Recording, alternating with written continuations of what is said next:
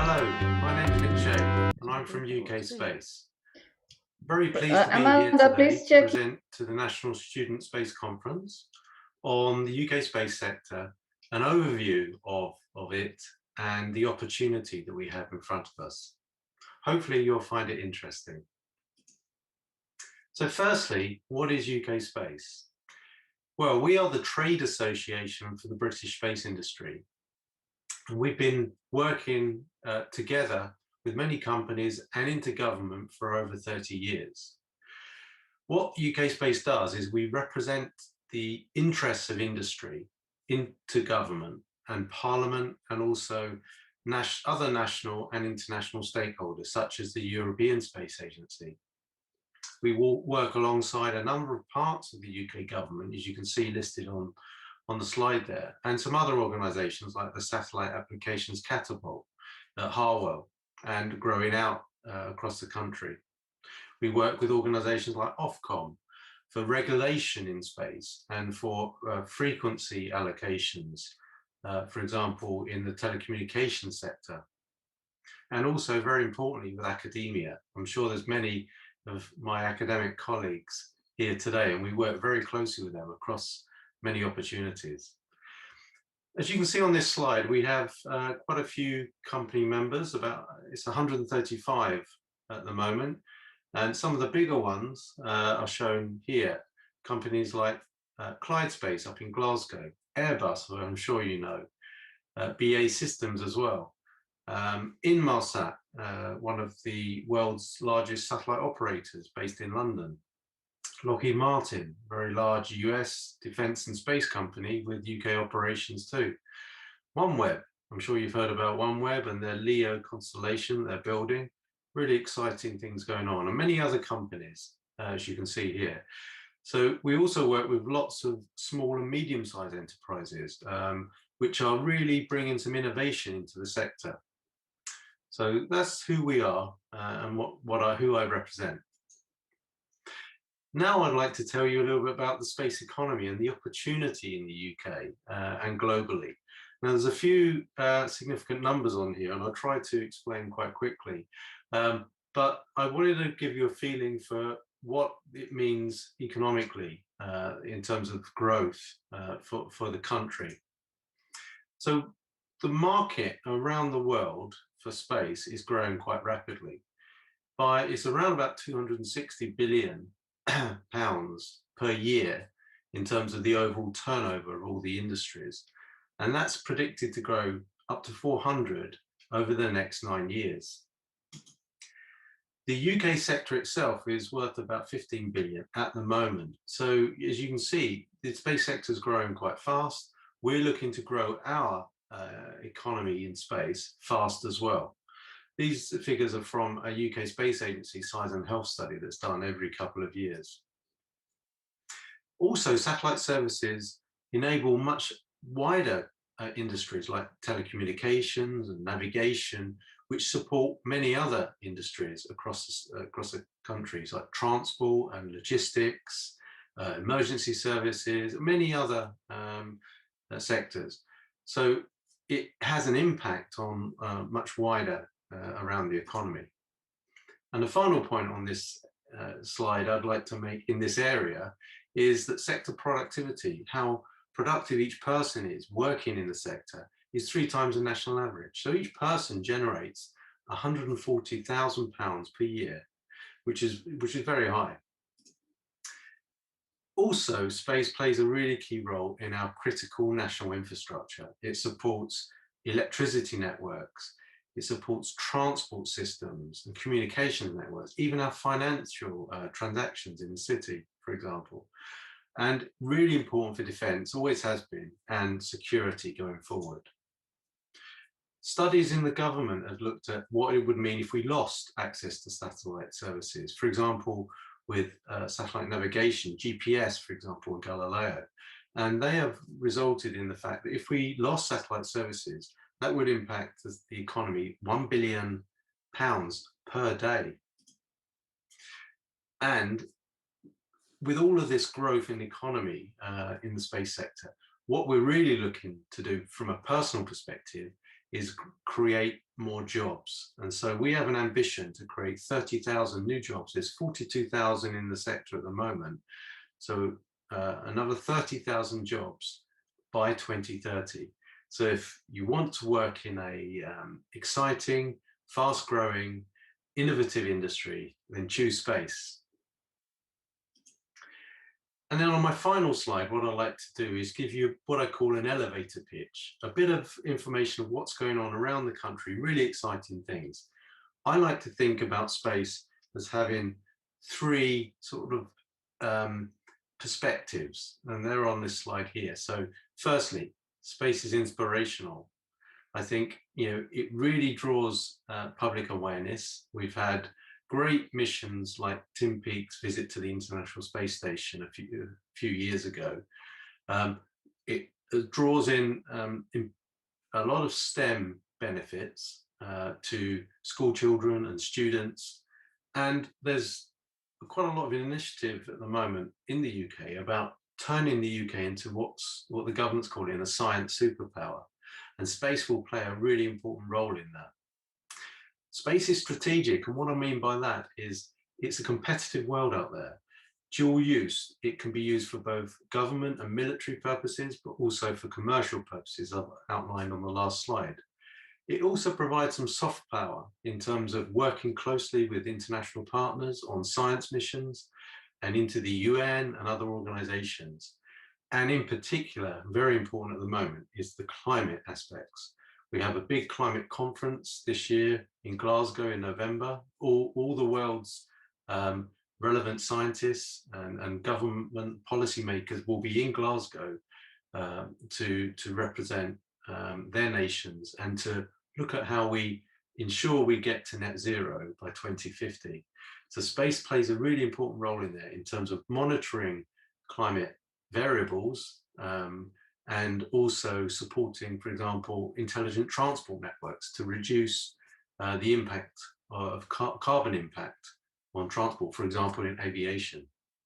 And the final point there is about space as a growth engine. I've already talked about that on the last slide, but if you pull all of these 3 things together, then you can see the way that space helps the economy. It's not about one or another one separately, it's about all of it together.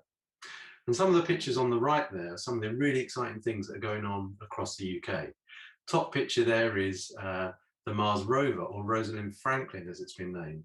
And that will launch in the next year or 2, go to Mars, a bit like the Perseverance rover at the moment. And that's being built in Stevenage by Airbus. Really exciting program, UK engineering at the forefront. And the next image there is the Lunar Gateway.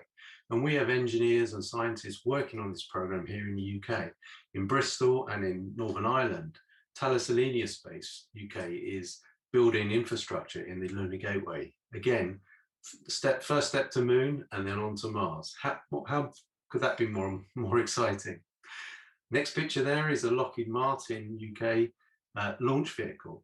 That's planned to launch from Shetland in Scotland by 2022. Again, great exciting program. The first UK launch from our mainland soil. That's going to really generate some economic growth. The next image is a satellite that's about to launch, or later this year. It's called Inmarsat 6. That generates a lot of growth in terms of telecommunication services for shipping globally and for airlines and for governments. So that's really important, excuse me. That's really important for the growth engine aspects. And the final slide, image down the bottom there, that's the Truth mission. And that's being studied at the moment with the European Space Agency. That's actually a climate laboratory in space. So really looking forward to that one. And that's being led by Airbus with many other UK companies all across what we call the value chain working on that program. Those engineers in the final picture on the bottom left there are from a company called Reaction Engines. They're looking at how they can transform transport, aviation transport and rocket technology over the next few years. A real game changer, and excellent to see the UK leading in that field. Well, I hope you've enjoyed that quick run through UKspace and the opportunity in the UK. And I wish you well and best of luck for the rest of the conference. Thank you.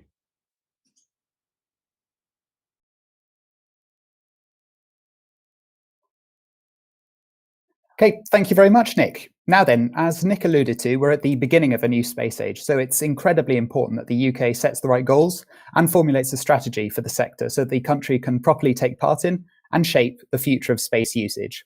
So to discuss what direction the sector should go in and what opportunities and challenges await us, we have 5 experts from policy, industry and academia on this panel, chaired by former UKspace Chair Libby Jackson of the UK Space Agency. Now, just before I hand over to Libby, a quick reminder to please start putting your questions in the Q&A straight away so that they can be covered in the discussion. And with that, over to you, Libby. Thomas, thank you so much, and good morning to everybody out there. Thanks so much for joining us in this panel. I'm really excited about this. I've been chatting with our panelists over the last week, and it's great to have you with us on what is traditionally, I know at UKspace conferences, sometimes the hangover slot after a very good party on a Saturday night. I hope you are wide awake and bushy-tailed, but did get some, socialising, virtual or otherwise, done last night. But without further ado, let's get started, and I'd like to introduce our 4 fabulous panelists. Joining us from the UK Space Agency, the Director of Growth is Catherine Mealing-Jones. Catherine's come from the Home Office in the past, and now she leads on leading the agency's goal of growing the space sector. So it's going to have some great views on what government and policy means for us all. Joining us from the world of academia is Professor Minnie Sage. She is the Global Chair in Robotic Engineering at the University of Lincoln, and she also heads the Industrial Digitalization and System Intelligence Research Group. So she will have some great views there. And then we have 2 wonderful guests from the world of industry. Liz Seward is a Senior Space Strategist at Airbus Defence and Space, and she's responsible for strategic topics across all kinds of areas across satellite manufacturing. And Amanda Price joins us from Serco Defence's Space and Security business, and she heads up Serco's global space community. So we've got a wonderful, wonderful range of viewpoints here. I will echo what Thomas said. Please get your questions into us. We're going to start with a couple of questions to the panel to give you a bit of time to get those in. But this session, all 45 minutes of it or so, we want to hear from you. We want to answer the questions and the burning things that you've got about the future of the UK space industry. You, of course, are our future, so it's lovely to hear from you. So let's get across to the panel and find out who they are. And I'm going to start with a question to all of you. Perhaps you could say a few words about yourself as well, but also from your perspective, from your role, what are the big challenges for the UK space sector that you see at the minute? And let's start with government from the very top. And Catherine, please. Great morning, everyone. Lovely to be here, and thanks, Libby, for that introduction. So I'm a kind of, not quite a newbie in space, but very much a kind of latecomer to the sector. And hopefully that gives me a bit of a right to say that you truly can join this from anywhere.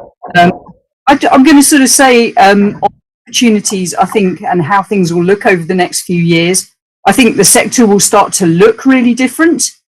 We've got to start pulling in people from different backgrounds and from all around the UK. So we're very consciously trying to grow the sector and diversify the sector. And I'm sure we'll come back to that topic later. I think we'll see a lot of new technology. So hopefully within the next year or so, we'll see the first launches from UK soil. But it's way more than that. It's really about pulling in different kinds of technology, both on the Earth in terms of the applications that the space sector can benefit from. And also increasingly, I think we'll start to see space used differently, you know, data warehouses in space, power from space, building new structures in space, which give us new opportunities and exciting new things that the UK space sector can do. I hope that we'll really focus more than we have done previously on skills. We've really started to push that. We've just published a skills survey which shows the kind of skills we're trying to pull in. And hopefully we'll do more of a kind of national programme. I really think that will be quite a different feel for the UK. So different international collaboration with different partners. I'd love to see a small sat programme which goes all the way through university, so everyone gets a chance to play with the wide diversity of things that come with being a spacefaring nation. And then final comment from me though, and I think by far the biggest challenge, is that space domain out there is really fragile. One hostile act, one sort of, you know, collision in space, and things are getting more and more congested all the time, and the entire space domain starts to get unusable, which obviously would be really quite difficult for the UK and the rest of the globe. So some really big challenges, some really big opportunities. I think the UK is at a real crossroads here as we sort of strike off in our new national direction. Thanks, Libby.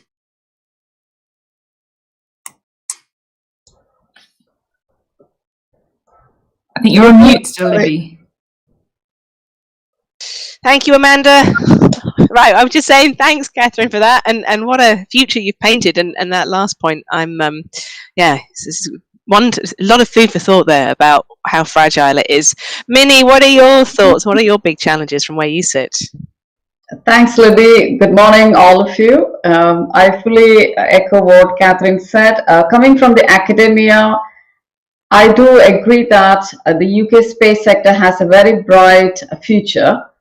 And I say this because of my experience working the space sector for the last 25 years. It started back in 1996. So I feel that we are doing excellently well in the UK, and we do have a lot of opportunities. But at the same time, as a country, we do face various challenges. From looking at the kind of research I'm driving, we are more keen to see UK-led space robotic missions. So we do take part, or we do engage in other international space robotics programs. But what we would really love to see is more and more UK-led initiatives in the space robotics market, so that we can drive international, not just national missions. We can also be at the forefront of international robotic missions. So to do that, we need to have more coordinated efforts nationally, although we do have pockets of expertise scattered all across the UK, including both the skill sets we do have in academia as well as in the space industries. So I think with more coordinated effort and by driving the national space strategy, we can address some of the hurdles, and we can be one of the leading nations in space robotics missions, which is one area I'm focusing on. Thank you. Thanks, Minnie. Yeah, I think I'm certainly listening to this from a space agency point of view, and it's interesting to hear the different viewpoints.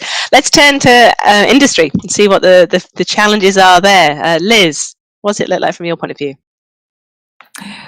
Thanks, Libby. So I work for Airbus and have done so actually since I was a graduate. And I also came through as a UKspace member and LEspace member. So I'm very happy to be here as an alumni. So we are seeing a real change in space at the minute from the industry perspective, and it's really exciting. We've been involved in space in the UK in either in Airbus or in a predecessor company for 60 years. So we're not newcomers to space from the UK perspective, but we have often sort of been the smaller company doing the smaller sort of country doing things. But we have a huge involvement in ESA and in telecom. So we've built up actually a world-leading expertise in telecom payloads, and the only other company in the world that can do similar is Boeing. So we're sort of one of the two. And then we've used this to be able to do some of the really big, exciting exploration missions.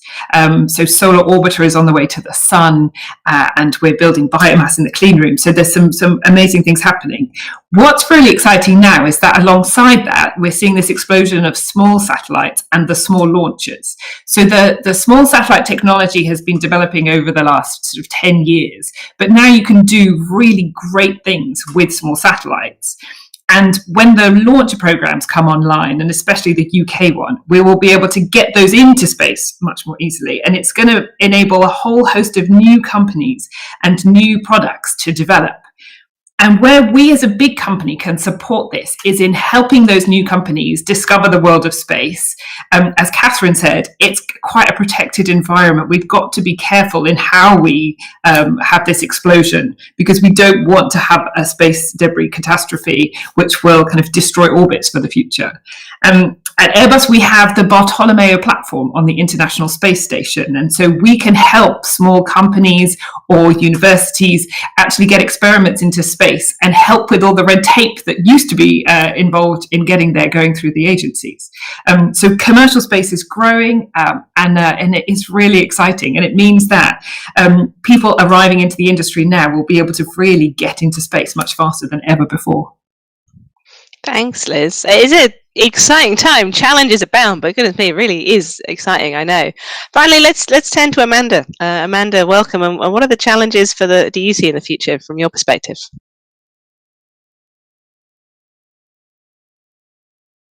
Amanda, we can't hear you, but you're not muted. I don't know what's going on. No. Oh, no, Amanda, we can't hear you. Maybe you have to reload the page again. Okay, so Amanda hopefully is going to appear momentarily with some technical issues. Just give her 30 seconds, or not even 30 seconds, to see if she comes back. And then otherwise we will crack on with the next question that I wanted to turn to. She's back. Let's see if she's there. Amanda, you're muted now. Let's see if you unmute. Can you hear me now? Yes, we can. Excellent. Sorry about that. First technical glitch of the day. Yes, so Amanda Price, I work for Serco, who's a leading space provider, but not necessarily a company that people associate with space. We have around 2,000 employees around the world working on a number of different space programs, both for agencies and for governments. And as Libby said, part of my role is heading up our international space community. So one of the things I find most fascinating in that role, my career is 30 years as a defence engineer, so I've been in space now for about 4 years, is the interesting blend of both civil and defence related space programs. So here in the UK, most of what we do is for government, delivering space programs, both in military SATCOM, but also space surveillance from our operations working with the RAF at Fylingdales. But most of our programs in Europe are actually for ESA, doing Earth observation missions. So I think one of the key challenges facing the UK as we move forward is the inherently dual use nature of space.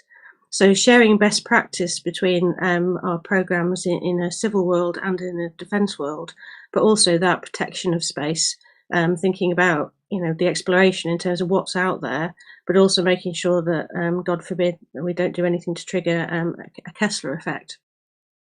So from an industry perspective, it's been absolutely fantastic over the last 2 years to see the prominence given to space by the current Prime Minister. The announcements on UK space programmes around UK launch, creation of National Space Council, and most recently the creation of the new Space Command, which are all positive steps. But by their very nature, space programmes tend to be long-term. And from an industry perspective, as Air Vice Marshal Harv Smith said recently, we need to ask ourselves, not just technically, can we deliver the programs, but in a practical sense, how do we deliver the programs? So we need to think about the organizational roadmap in terms of the structures and bodies to deliver on some of those ambitions and programs, and to really back up the level of ambition within the UK. Now, Britain's already got a very strong space sector and a thriving space ecosystem with lots of small startups and SMEs, and a world-class academic sector from which to build upon. So the real question from an industrial perspective is how to bring all those elements together to design, deliver and operate some of those key space programs. There are some big questions there, and some great challenges for our future people. They're going to be part of all these challenges that you've just outlined. Hope that's given you some food for thought. We've already got questions coming in from everybody out there. It's great to know you're there. It's always so strange to do these things and not to be able to see our audience. So keep them coming. But before we turn to that, I did want to put one question to the panel to see what they had their thoughts on.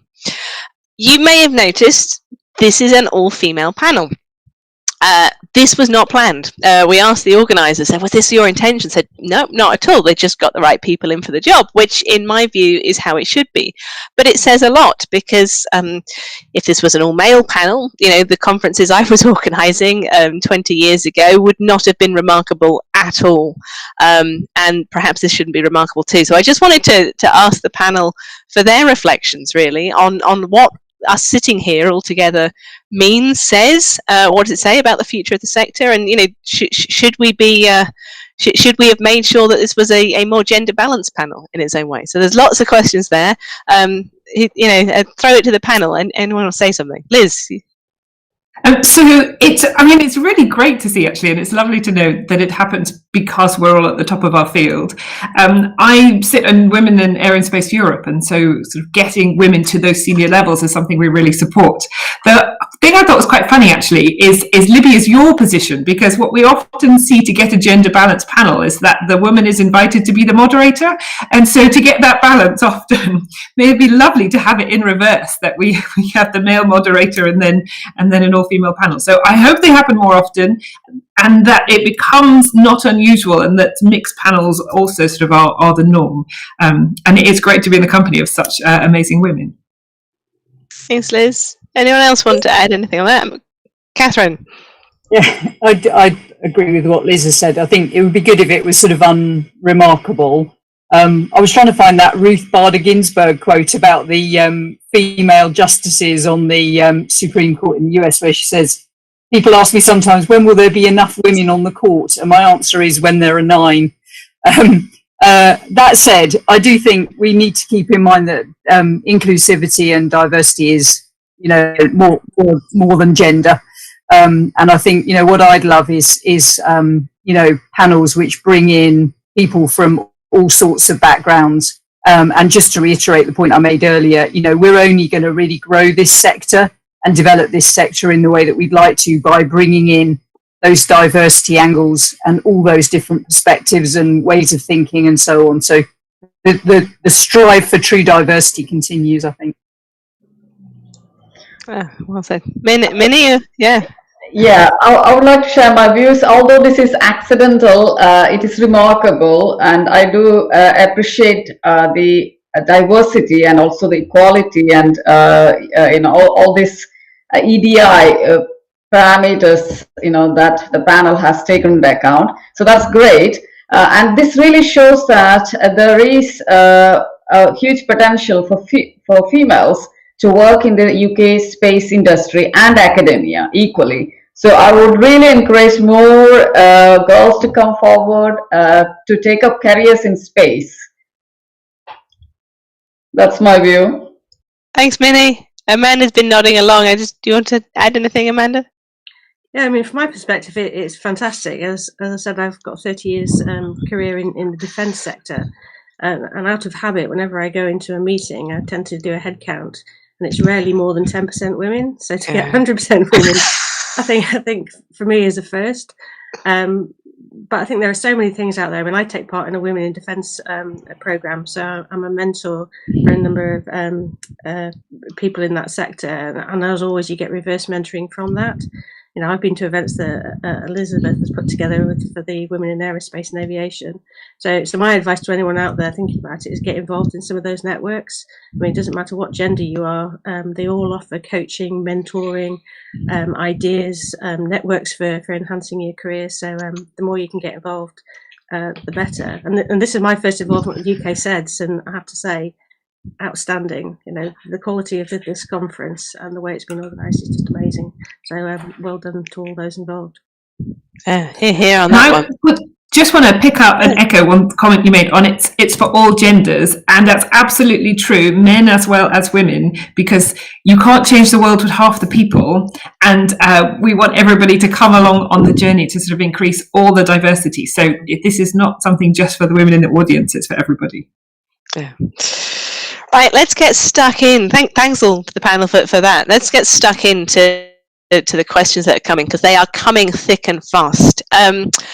And let's start with, I think, what is some pressing questions on everybody's mind out there.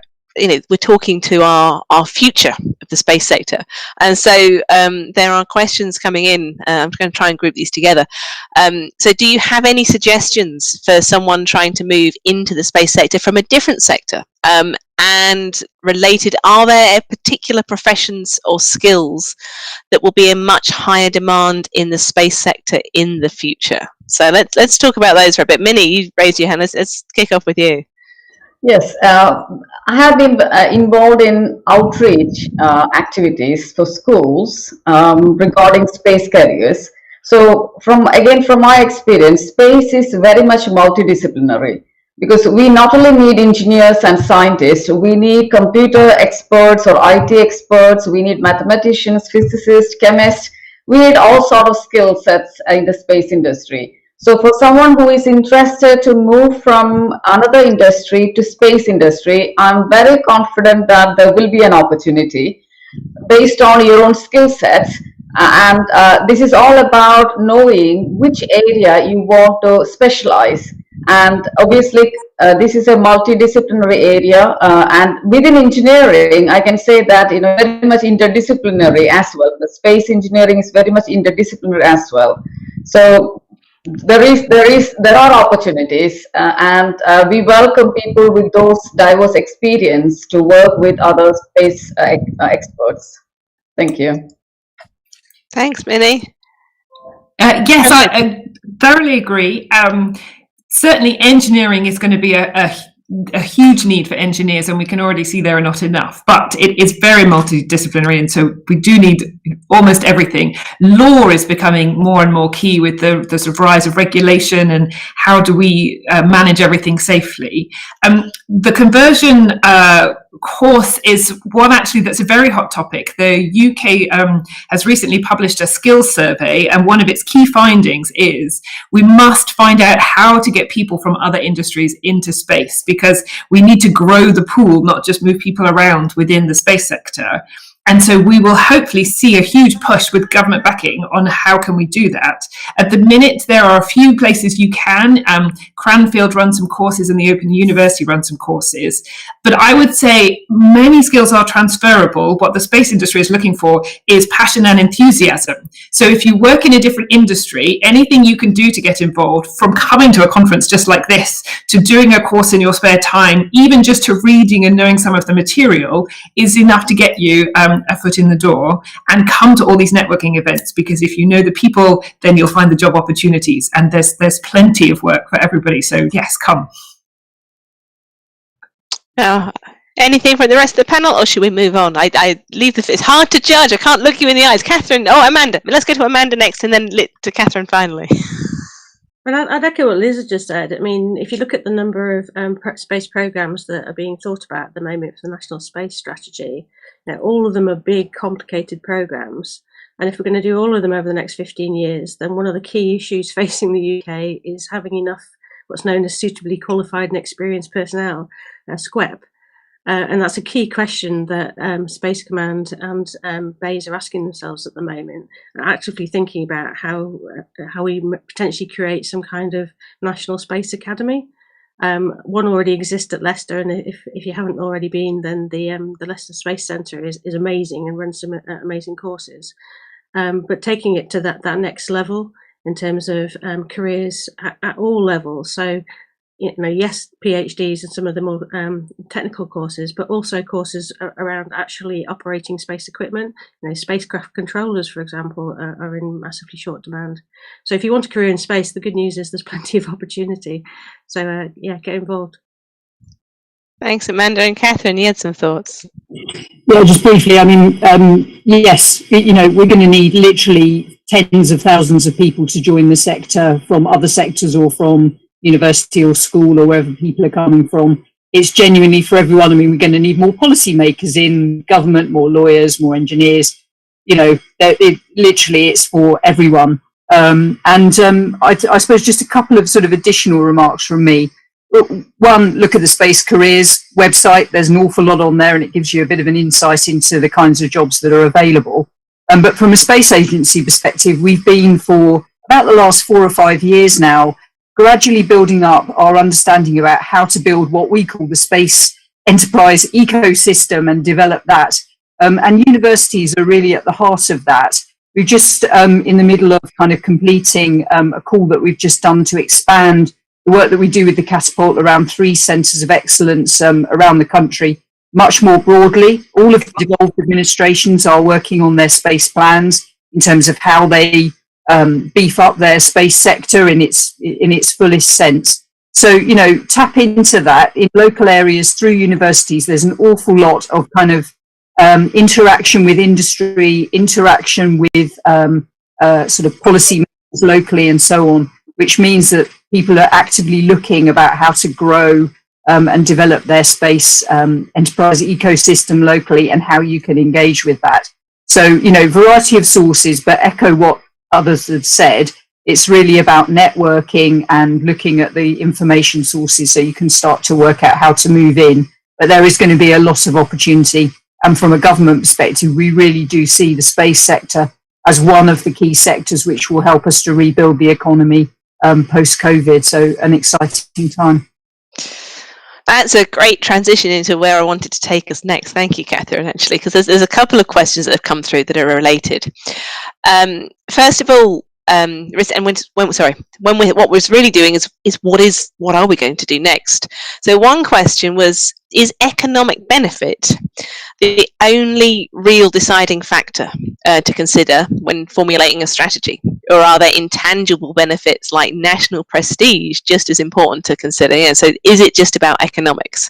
But sort of related to that, I thought, and I've got to find it in my list here, is we have seen how major projects like Artemis have focused, we've seen how major projects like the Artemis program in the US have focused the industry, thus creating jobs and technological advances. Should the UK initiate its own flagship project with the aim to emulate this? So taking those together, what should be going into our strategy? Should we be doing a major project? Is it just about economics? What should we be doing to sort of take the UK forward? And I think I might look at Catherine first of all, if she's as our government leader on that one. I'm sure she's got some thoughts.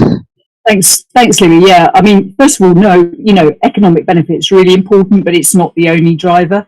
And one of the things that we've been doing over the last couple of years, which has led to the setup of the National Space Council, is really trying to engage the whole of government on the idea that what we're trying to do is, I mean, Amanda's already spoken about it, we're doing things in the defence and the civil area. We're really conscious now about how much soft diplomatic power you can bring through the space sector. So, if we do take a lead on things like the global responsibility around the use of space, that's just as important as the economic development that goes with it. And we've talked about the reasons why earlier on. Science in the space sector is really important. The UK wants to be a science superpower. We've shown what we can do in the arena of science and space over many, many years. There's so much more that we can do there. And inspiration is really important. We should do things in space because they inspire, they give humanity hope about the future. And space is a really, really key part of all of that. In terms of what we do next, this is very much a decision for ministers in terms of, where we go next in terms of big investments. I think things like the launch programme, although that's been very commercially driven, I really hope that things like launches from UK soil will be something that we'll start to exploit from a national perspective, and also that will bring, kind of national pride and encourage people into the sector. But I think it's fair to say government's really thinking now about how it can use space much more for its own capability development. So, I hope that we will see an expanded national programme with government investing, as I've said earlier, in something which perhaps is around the academic sector as a kind of learner platform, but into something which is much more kind of national missions, whether they're for science, for defence, or for government civil use. So, that's why I said in my earlier remarks, I do see us being at a crossroads here in terms of the level of national involvement in missions for the future. I absolutely echo that just from what I'm up to. Minnie, you've got some thoughts on this? Yes. What I would like to say is, again, looking at the way the academic research is supported by UK funding agencies, and specifically the space research, my experience is that economic impact is a big driver, but not the only driver. Okay. The reason is we are always after scientific and technological innovation. So when it comes to space research and innovation, we want to be, as a nation, we want to be at the forefront. And we want to show that we are capable of responsible use of space. And also we want to be a role model in terms of showing how we can protect the ecosystem of space. So when we get funding from UK research councils, including UK Space Agency, we try our best to make sure we give the best out of what we get in terms of showing that there is an economic impact, there is a societal factor that drives the outcomes of this research, so that the public benefit, because we are fully aware that the funding we get are nothing but the taxpayers' money. So we always try to make sure the society benefit. At the same time, internationally, we want to be excelling in technological innovation and scientific outcomes from that. So I think there are a number of factors that decides what we want to do, where we want to invest, and how best we maximize the outcomes of all these activities. Thank you. Thanks, Minnie. Let's see, Amanda or Liz? Yeah, Amanda, let's go to you. Yeah, so I think both things are important: economic benefit and the soft power aspects. But just as much about economic benefit is about risk management. So resilience of space for everyone is a key topic. And so thinking about what the UK has to offer in terms of space domain awareness, where we genuinely are world class in that. We have a number of assets here in the UK that are leading assets for doing that. And some of the work that's been going on around the norms and behaviours in space and the regulatory policy aspect are a key part of that. But I also think the UK, from a national strategy point of view, as well as setting out an ambition in the national space strategy, needs to think about what its offer is. What's our unique selling point, our key niche offering as a nation in terms of our industrial capacity and capability, but also our place in the world. And again, space domain awareness and those norms and behaviours is potentially one of those. We were one of the first countries to take part in Operation Olympic Defender. Here in the UK, we both Airbus and Serco are part of the Commercial Integration Cell, which is 6 commercial operators working alongside the National Space Operations Centre and the Military Space Centre from a space surveillance perspective. So, we can't afford to do everything. So thinking where you get that, buy one, get one free type of procurements that have both a military and a civil benefit and a soft power and economic benefit is really the sweet spot we're looking for. So, you know, it's a complicated Venn diagram, but that's absolutely the conversations that are going on right now, both in the UK Space Agency and with the military.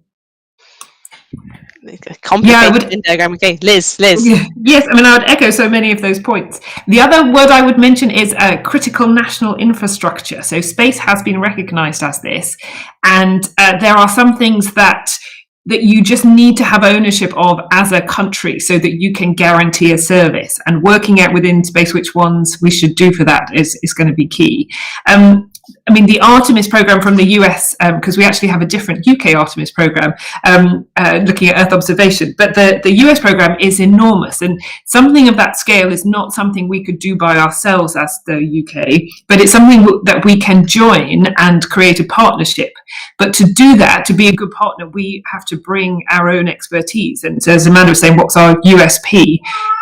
So in the upcoming strategy, we have to pick a few key topics that we can really lead on and put our resources into, and then others will follow. But in the first stages, because our budgets are not unlimited, unfortunately, we need to sort of pick those big programs, those winners that we can really focus on and deliver success in. Thanks all, and thank you for that. There is so much to think about there, and what we should be doing next, which takes us into where I think we should go next. We've thought about some of the things we could do. It's an interesting question here, which was it's been asked to the Space Agency, but I think I'd like to hear the viewpoint from all the different sectors around the table.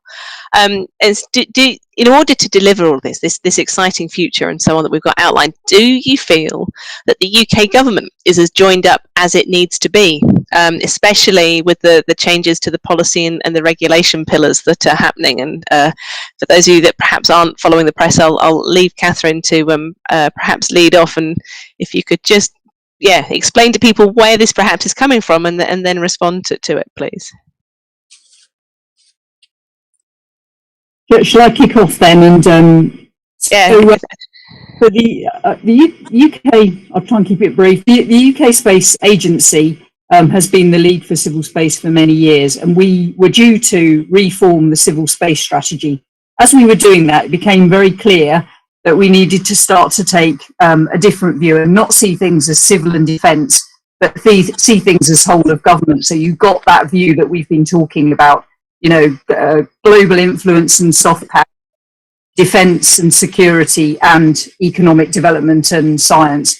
And we proposed from the agency a way to do that. So government, which was already active in a number of areas, principally the MOD, but other parts of government too, is getting itself into a place where it can really take that whole of government view about the use of space, the opportunities of space, and so on. And that's what the National Space Council is there to do. As part of that, we're somewhat adapting our role in the UK Space Agency. So I think we'll continue to be strategically focused and very much advising BAES, our parent department, and other departments on where strategy should be going.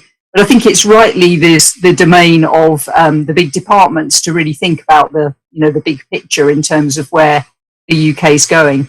So are we as joined up as we should be? Well, we're getting there, and this is a kind of a kind of process of maturity, I suppose, in terms of where we're trying to get to.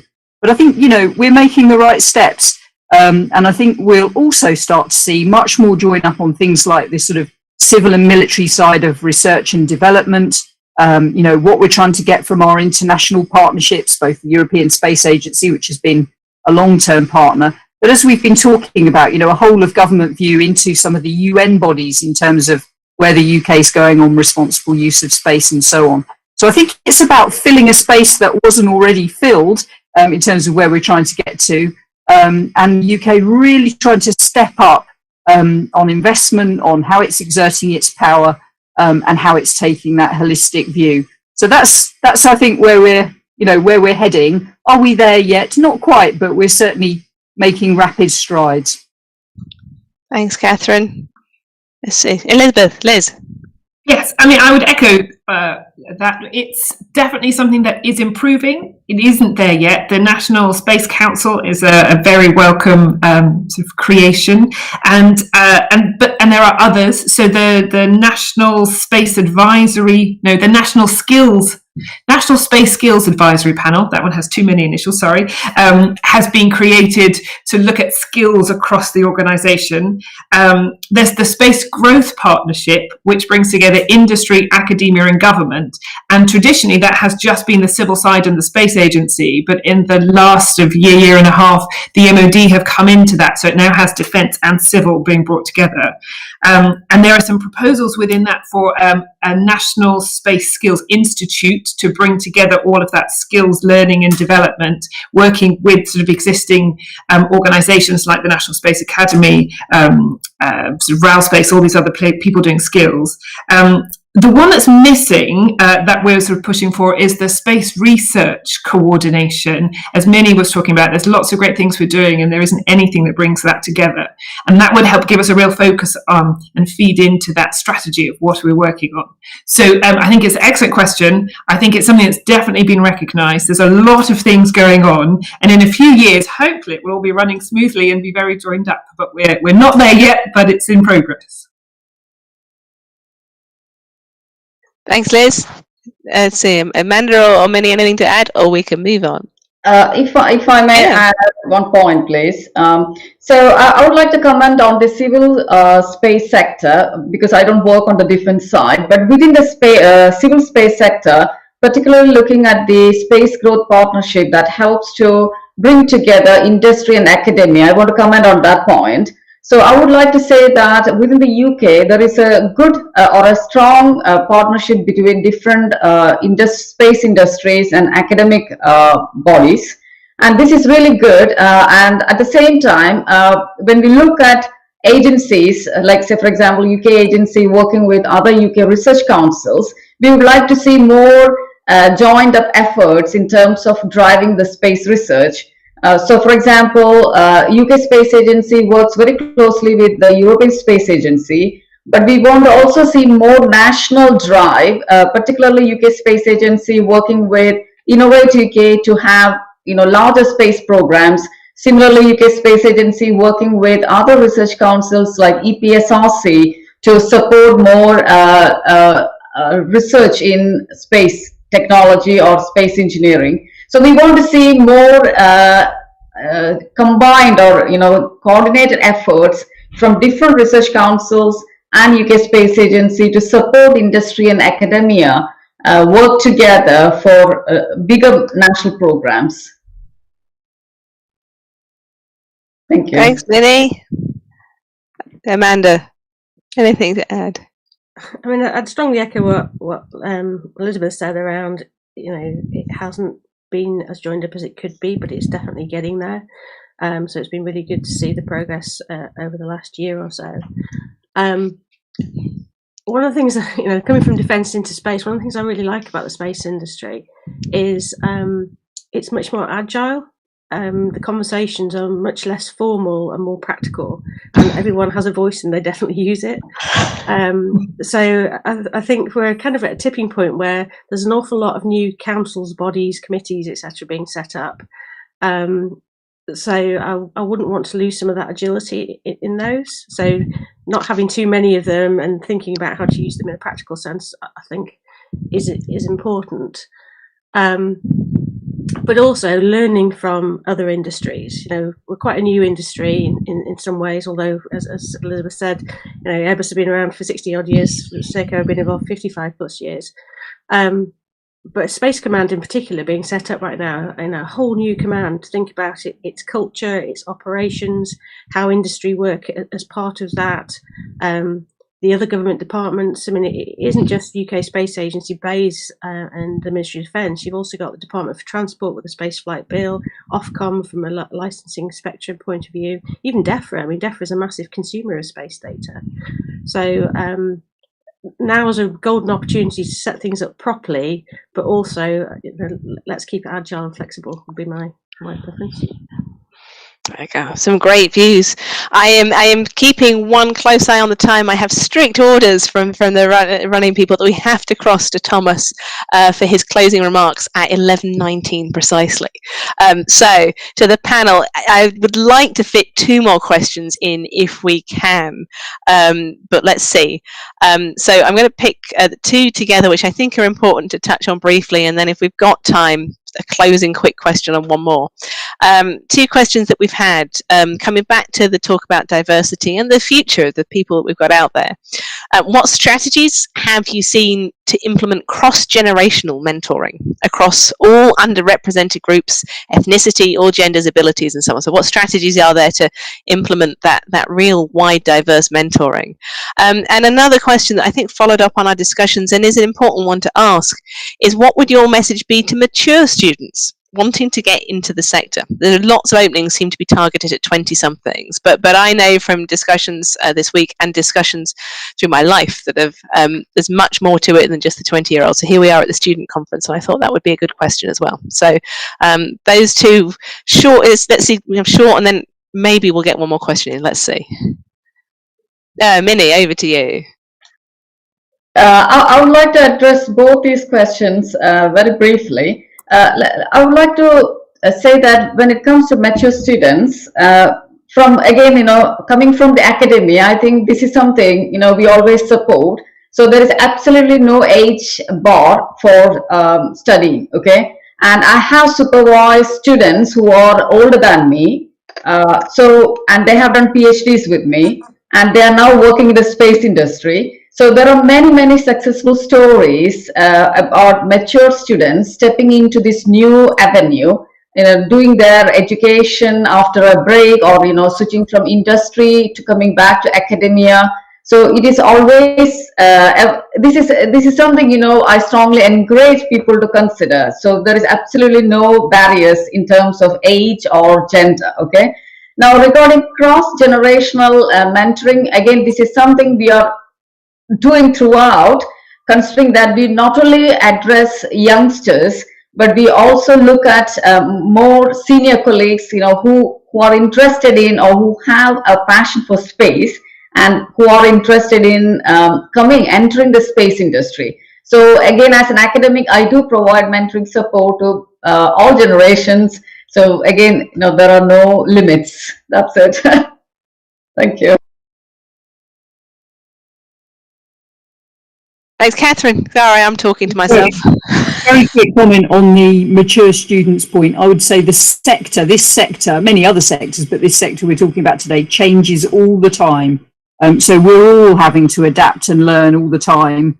And from that perspective, we're all mature students. I've carried on learning, I've carried on doing formal study and informal study. There's no barrier. It is literally for everyone at any time. And a fast comment on mentoring. Within industry, a great way to get mentoring is through one of the societies. The Royal Aeronautical Society has set up a women-only mentoring scheme called ALTA, A-L-T-A, that you just sign up to online. But there are many more open to everybody. So check out your local society, be it sort of engineering or there's electrical engineering, the RAES, and see what you can find there. There you go. Thanks. And Amanda, anything to add there? Or I can fit in one last question. I'll just say the cross-generational mentoring. Don't be afraid to reach out and ask someone to mentor you. People are flattered to be asked, so do it. But also remember that you're offering reverse mentoring to them. So some folks in their later years might have a lot of technical mentoring to offer, but you've also got a lot of new industry experience and new ways of working, mentoring to offer back and to reflect back to them as to what they're like as a leader. We all need leadership feedback just as much as we do technical feedback. Yeah, very good. Oh, thanks. Right, we've got 2 more minutes. I've been tossing up the questions. There's so many good questions that have come through from all of you. I wish we could have covered them all. I'm going to finish, as this is all about the future, on a rapid fire question to our panel, who were quivering at the thought. But what future technologies do you see the UK leading the global space sector in? If our if our audience out there were going to go focus their minds, and this is absolutely caveated that it's, you know, not to be held up, where should they go? What's the future? I'll start. Low Earth orbit telecoms to maximise the OneWeb investment. We are leading the whole of Europe just behind SpaceX. It's going to be amazing. All right. For me, Sorry, go on. For me, in addition to the advances in the communication sector, another very high potential area for the UK is to have capabilities in robotics, automation, and autonomous systems in space. Thanks, Benny. Catherine? Yeah, I was going to say the same thing. I think exploiting the in-orbit economy is the next thing to do. So providing the services and buildings and manufacturing in space, I think, is where we'll go next. Okay. And Amanda, where would you go? I'd probably go in two. So I'd go for space surveillance for sure, both not just from the ground-based assets, but space-based assets. Understanding, you know, what's going on up there, and there's a whole bunch of computational aspects to that as well. My second one would be data exploitation of Earth observation and data. The future is bright, and there are definitely, we've seen this there, 4 different thoughts about where to go, and you out there are our future. So thanks so much for joining this panel and listening to what we've got to say. And of course, huge thanks to all the panelists, Catherine, Minnie, Liz and Amanda. I knew we could have gone on for hours, but we have to pass over. So Thomas, thanks so much, and back to you. Well, yes, unfortunately, that is all we have time for. And certainly, as you said, Libby, given the number of questions we've had coming in the background, we could easily have continued for at least another hour. So please, everyone watching, do go over to Discord and to continue the discussion. I think it's certainly safe to say that if you weren't excited about the future of the space sector before listening to this, well, you certainly are now. A huge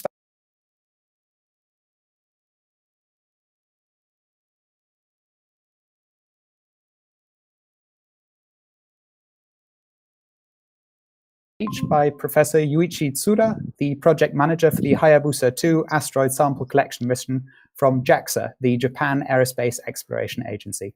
We'll see you then. Thank you all. Thanks all. Bye. Bye-bye. Thanks.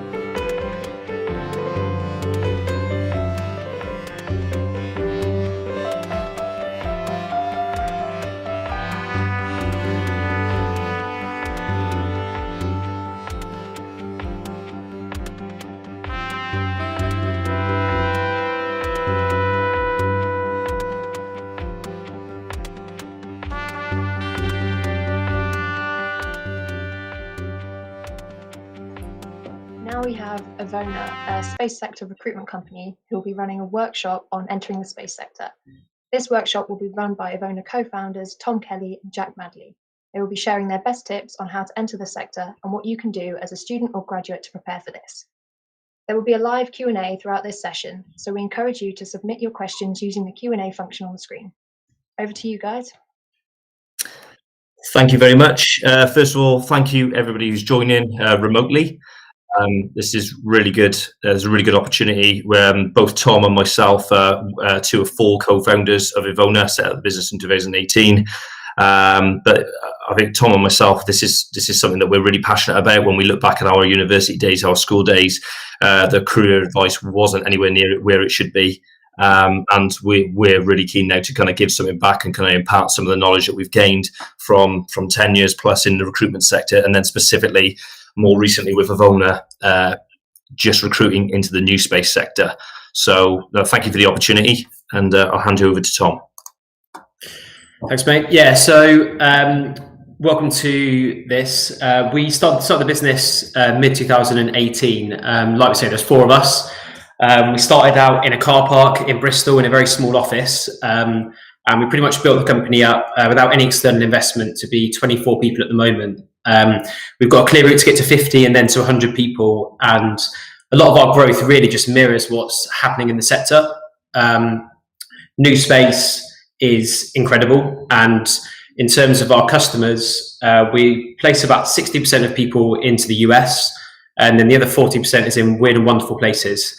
And our main target customer is companies that are 0 to 300 in size, and specifically new space. So kind of moving away from like the large kind of old school commercial type space businesses, more into the startups. And our sector's pretty much run by startups. And a lot of what we want to do today is to sort of pass on the knowledge that we've learned in working with these companies. And as we were just saying then, you know, from a careers advice perspective, it was non-existent for us. So it's something that we are extremely passionate about. EVONA is effectively a space company. We're involved in lots of different things. However, the main focus of the business is to recruit for staff. So what that means is that a business that's looking to scale will come to us and say, you know, we're either looking for one person or we're looking for lots more people. We will then work with them in terms of how to find the people. We'll then go out to the industry. We'll find people, we'll select them, and then we'll place people into these businesses. As I say, you know, our growth really is just a mirror of the sector, which is going through a lot at the moment. So that's an introduction to us. So I think it would be good just to cover some of the general issues that graduates face in the space sector. I think firstly, just with regards to new space, and Tom touched on it a second ago, we typically work with the new space sector, and that's the growth in the commercial and privatization, and moving away from more government-led incentives. And the sector's really grown from the last 10 years. Most of the companies we work with are probably 5 years or less in terms of how long they've been going. But I suppose in that particular area, there is a lot of opportunity. But as the first point says there, you know, new space is run typically by startups and young businesses. And ultimately that means there's usually no formal graduate programs, and they are ultimately a bit less visible than the primes. So if we're talking about your classic, your Thales, Alenia Space, Airbus Defence and Space, those types of organisations have been around for a long time. They usually have actual formal graduate programs, but there is a lot of opportunity within new space. It's just you know, one of the issues there is actually just identifying it, find out where your opportunities are. Competition is fierce. You know, we're not ever going to sit here and say that it's easy to go and find a job in the space sector, but it is ultimately about what you can do, what you can control, how you can set yourself up for success. And we can talk to you a little bit about that during this workshop. Knowing where to look for help. This has been a big driver for us as well. Us ourselves, we've got what we call strategic partnerships, and that's not just with people that are our clients that are looking to recruit. It's with accelerators, business accelerators, investors, various people with portfolios that can give us access into the wider space market. It's just knowing some of those other platforms where you can utilize that and look for your next opportunity. And the need for experience. A lot of roles, and this is probably what everyone comes up against when they go to the job market, is like certain level of experience required for each role. But experience isn't just around how many years you've got working with a particular software tool or experience in years in a particular job.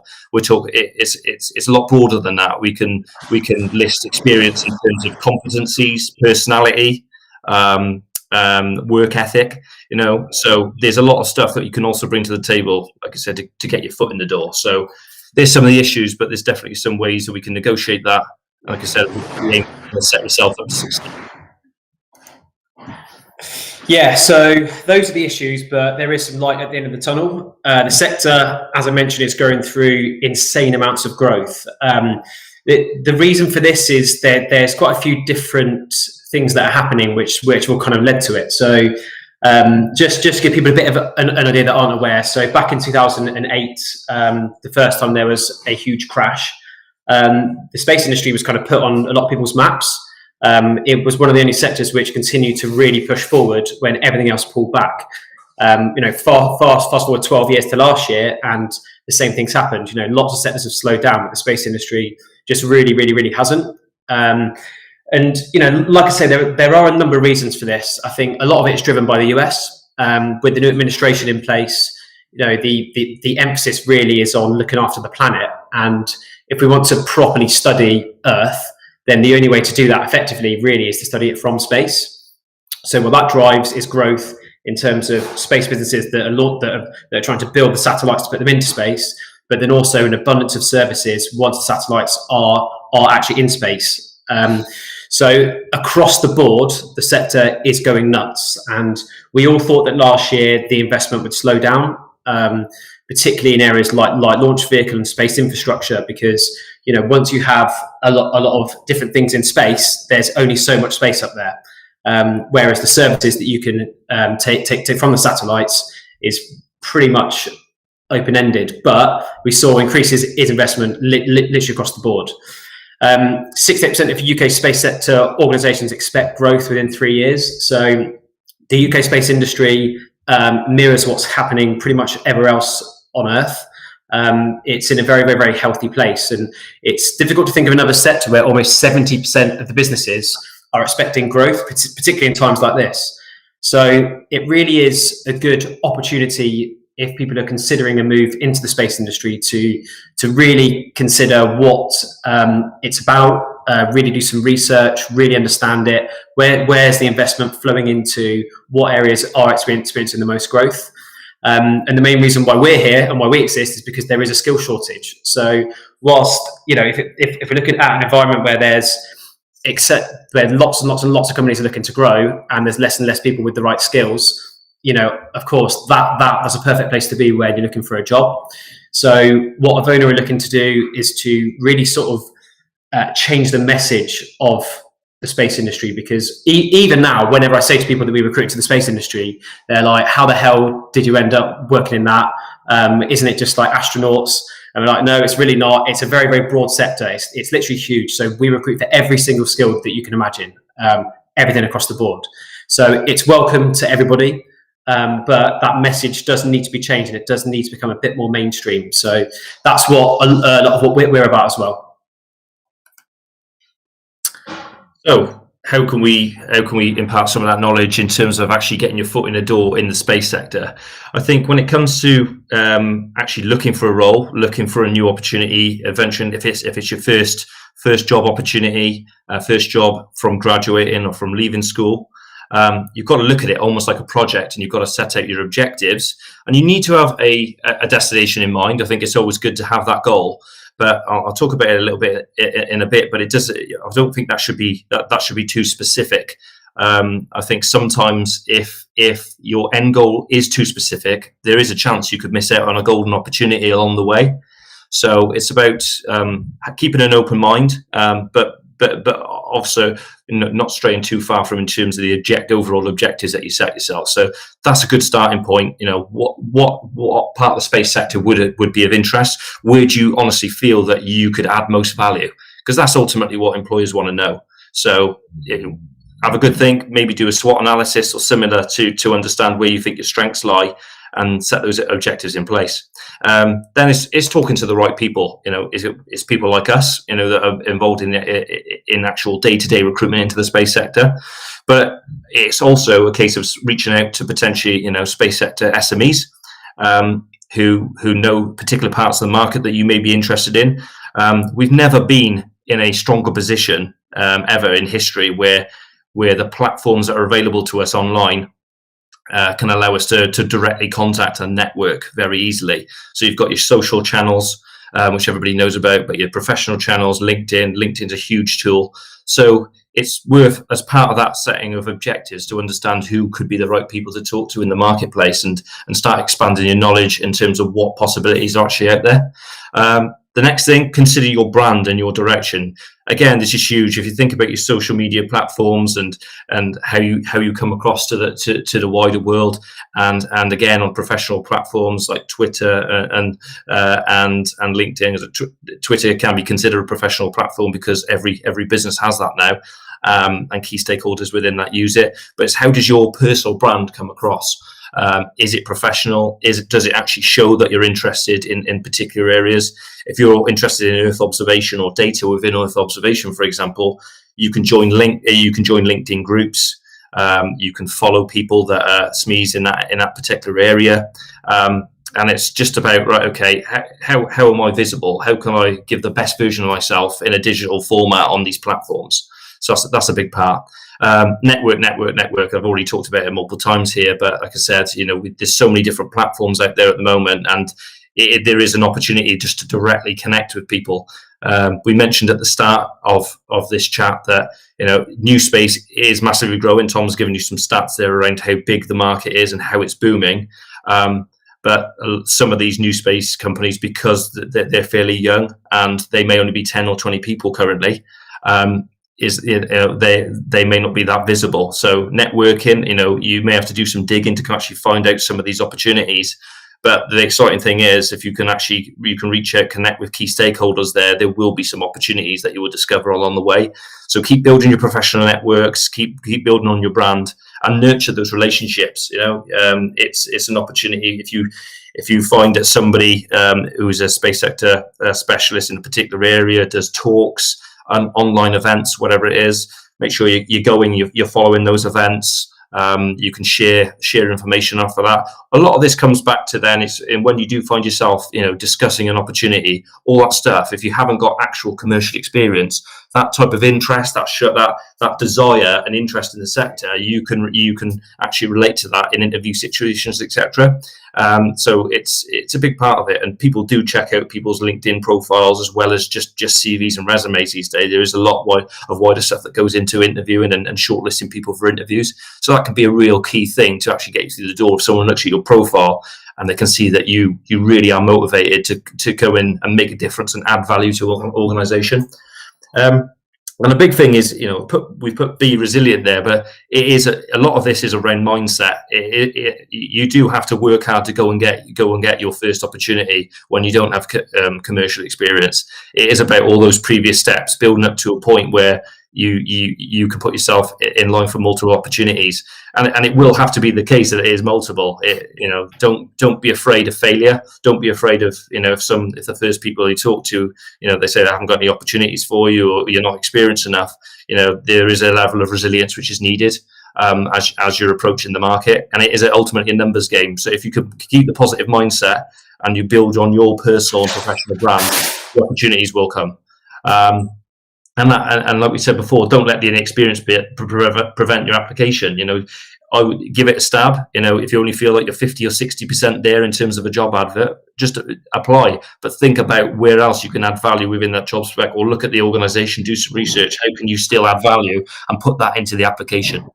This is the type of activity that it's all about. If you don't have the commercial experience to bring to the table, what are your strengths that you can bring to the table? That's what it's about. Yeah, I think just to add on to that, like the world is a very different place now when it comes to hiring. I think maybe 10 years ago, people, when they were looking to fill positions, were only really interested in the skills that people had. So, let's say it's a mechanical design role. What relevant things have they used? And the world is now changing big time. And I think people are starting to realise that actually, if you've got a candidate who's motivated and interested and inspired, then that person, even if they're not quite right in terms of skills, in a fairly short amount of time, will then become the stronger person in the business. So what Jack's saying there, and what I'd really like to say as well, is that it's all about developing your personal brand and being yourself, and also finding something that you're inspired in. And if you're inspired and you're yourself, then when you're interviewing and when you're going to these companies, people will be really interested in that. And that's been the major change that we've seen in the market. It's absolutely huge. So yeah, find something that inspires you, and then just be yourself. Absolutely, really, really, really important. And that kind of leads into this, really. From a CV perspective, a CV is still quite important. But a CV really should be a reflection of you as an individual. It's very straightforward to write a CV that looks the same as everybody else with just a list of skills. But what we're trying to say here is that there's so much information available now through different media channels that people can be involved in different projects, in different discussions, in different groups. And these are things that will really make you stand out. It's, again, it's about finding something that you're really inspired by and that you find that's really interesting, and then just putting yourself right into that. And then when it comes to your CV, it's about really bringing that to life. So we do see some CVs that are like 30 or 40 pages. Obviously, that's fairly excessive. What we recommend is to keep the CV as short and concise as is possible.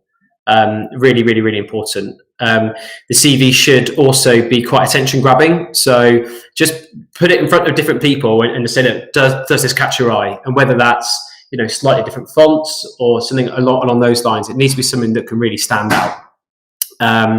Another thing is to really focus on your mission statement. It's as we were saying before, what's your end goal?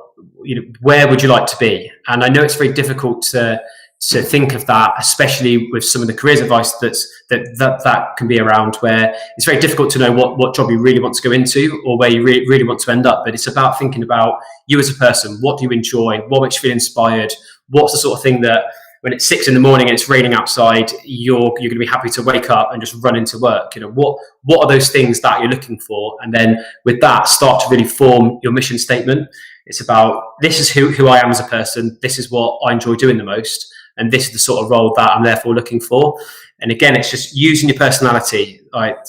Now, now some of the companies that we work with, they grade people in 2 areas. It's on their skills, but it's also on their passion. And that passion is something that you can't really fake. So you need to be searching for things that just really pique your interest. And that, in terms of a mission statement, is definitely a way to stand out. And that does touch on the personal, the way that you make yourself kind of look and feel, essentially.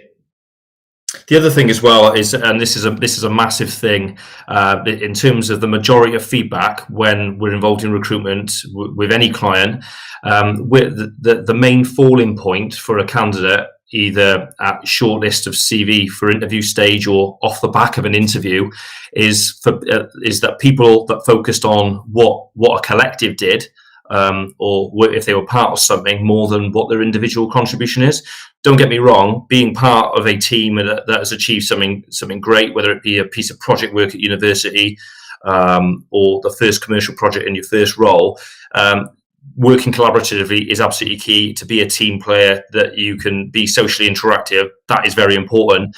But in terms of what someone wants to hear at an interview stage is, okay, that's fantastic. If a team actually hit this milestone, for example, what was your part in that? What was your role to play? And some people sometimes forget to actually say that this is, the project wouldn't have been a success without me achieving this.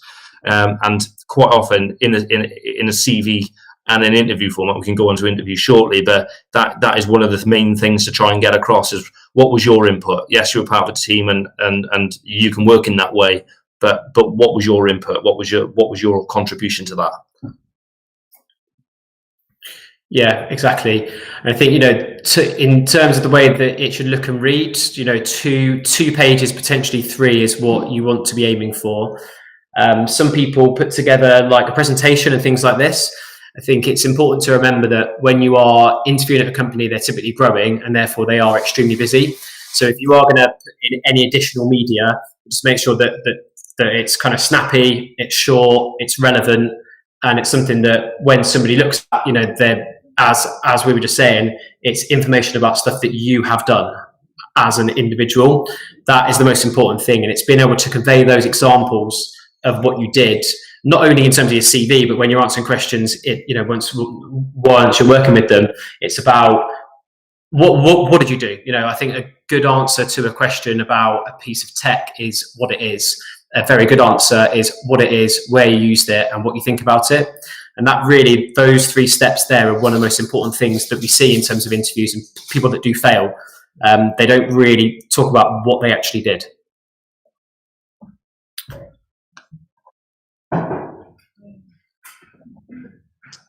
So that moves us on not quite nicely into the interview tips. So we've been successful enough so that your CV, your resume has been shortlisted for an interview. There's some key things to look at. First of all, is like actually utilizing that profile, as Tom's talked about there, and what you've built, your personal brand, what you brought to the table. Utilize your CV as a springboard. And actually knowing your presentation, your CV, your portfolio, whatever you've presented to the company, just knowing that inside out, it's really good to have actually reference points, but also you can expand on it. Like we said, you want to keep a resume or a CV, simple and concise. But because of that, if you said you've achieved a certain thing, that's a real nice talking point. Then, if they come at you with a particular question, you've got that project work to expand on. So it sounds pretty basic, but you'd be surprised at how many people put a lot of information into a CV, and then when it gets questioned around at interview stage, it can be a bit fluffy, or can't be direct enough, or you just don't know it enough to actually talk about in an interview. Definitely play to your strengths. This goes back to, again, even if you don't have any commercial experience, what are you going to be able to bring to the table?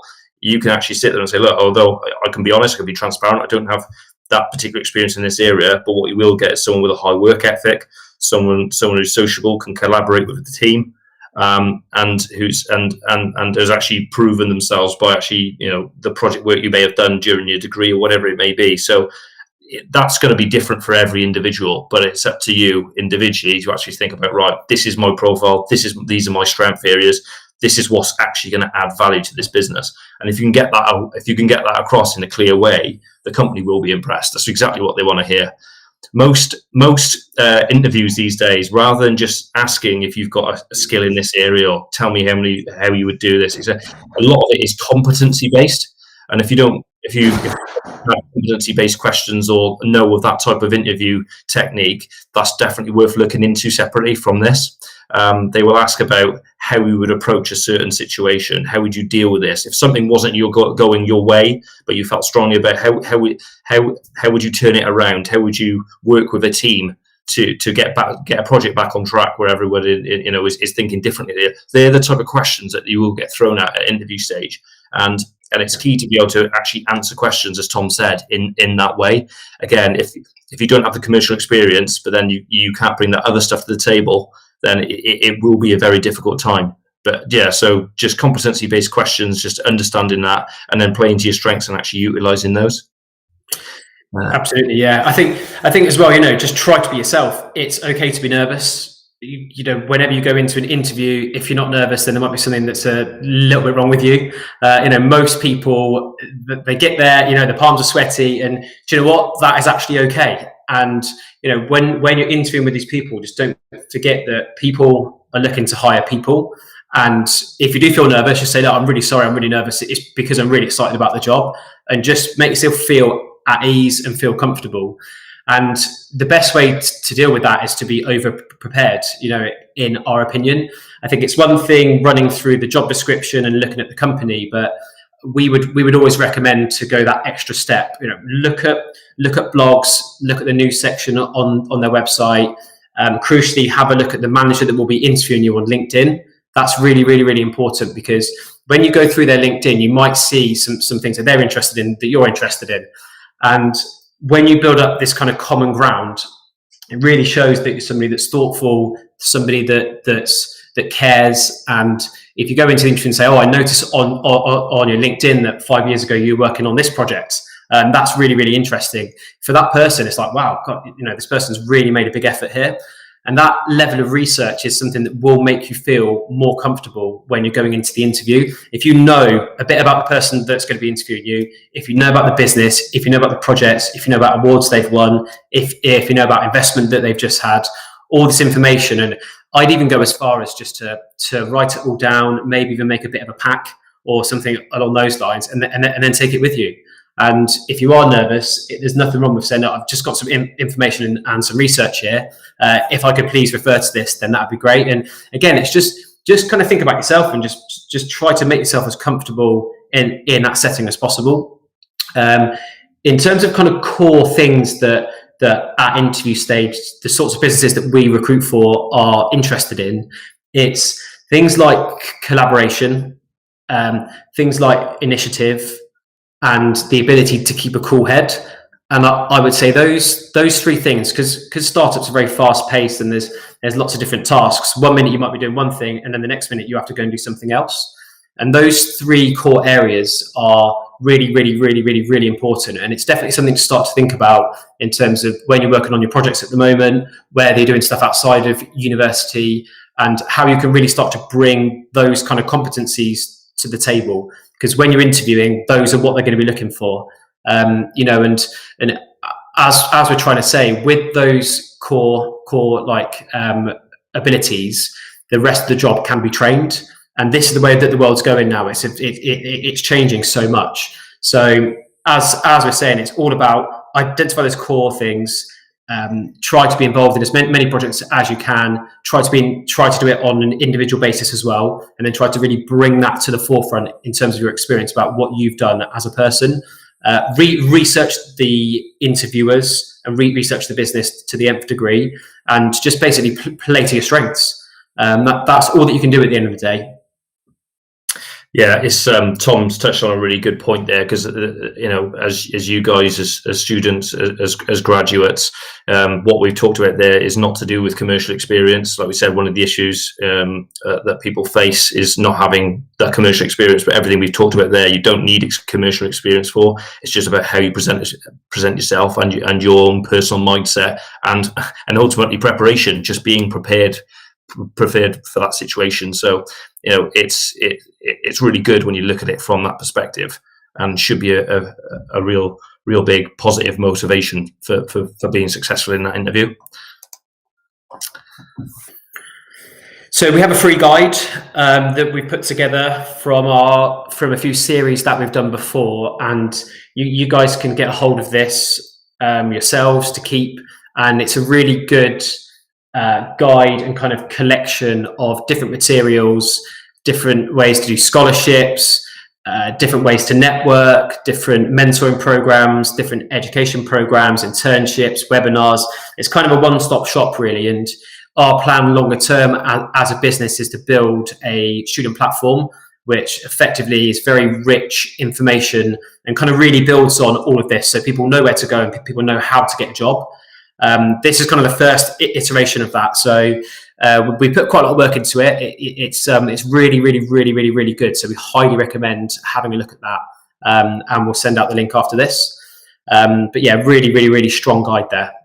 Yeah, it's available to download from the virtual stand as well. So you can go there and download it directly from there. So feel free to do that and share with your peers, your friends, whoever you think would benefit from that. It's free information ultimately at the end of the day that we're keen to get across to people to help people get into the sector. And connect with us as well. You can follow us on socials. Our Twitter and LinkedIn following is going up all the time. As Tom said, we're investing more and more heavily all the time in terms of this type of information sharing, specifically around people to expand the opportunities and just raise the awareness of the new space market. So we do a lot of that through the online channels that we've talked about. And you can also pick up there, we did a series virtual interviews. We had a panel for each event. UKspace were good enough to join us on one as well, which was a very useful one, and it's ultimately allowed us to put some further information together that you'll see in the pack. That series of events was called Space Spectra. You'll see it on our YouTube channel, so please feel free, if you haven't had a chance to go and view those previously, go and check those out as well. There's a lot of very useful information that comes direct from space sector specialists in the States, in the UK, across Europe. People from lots of different backgrounds share their information, their journey, and how they got into the space sector in those interviews. So that's a good starting point. And then feel free, if you feel like you've enjoyed those space spectras, connect with the people that are in there. That's one of the tips that we've had. We talk about networking all the time. You can, if you've watched an interview with one of those guys and you think that's definitely of interest, reach out to those people. Start as you mean to go on, start building your network in this area. But there's a lot of information that gets shared across those channels as well. So now I think we've got time for a Q&A. Yeah.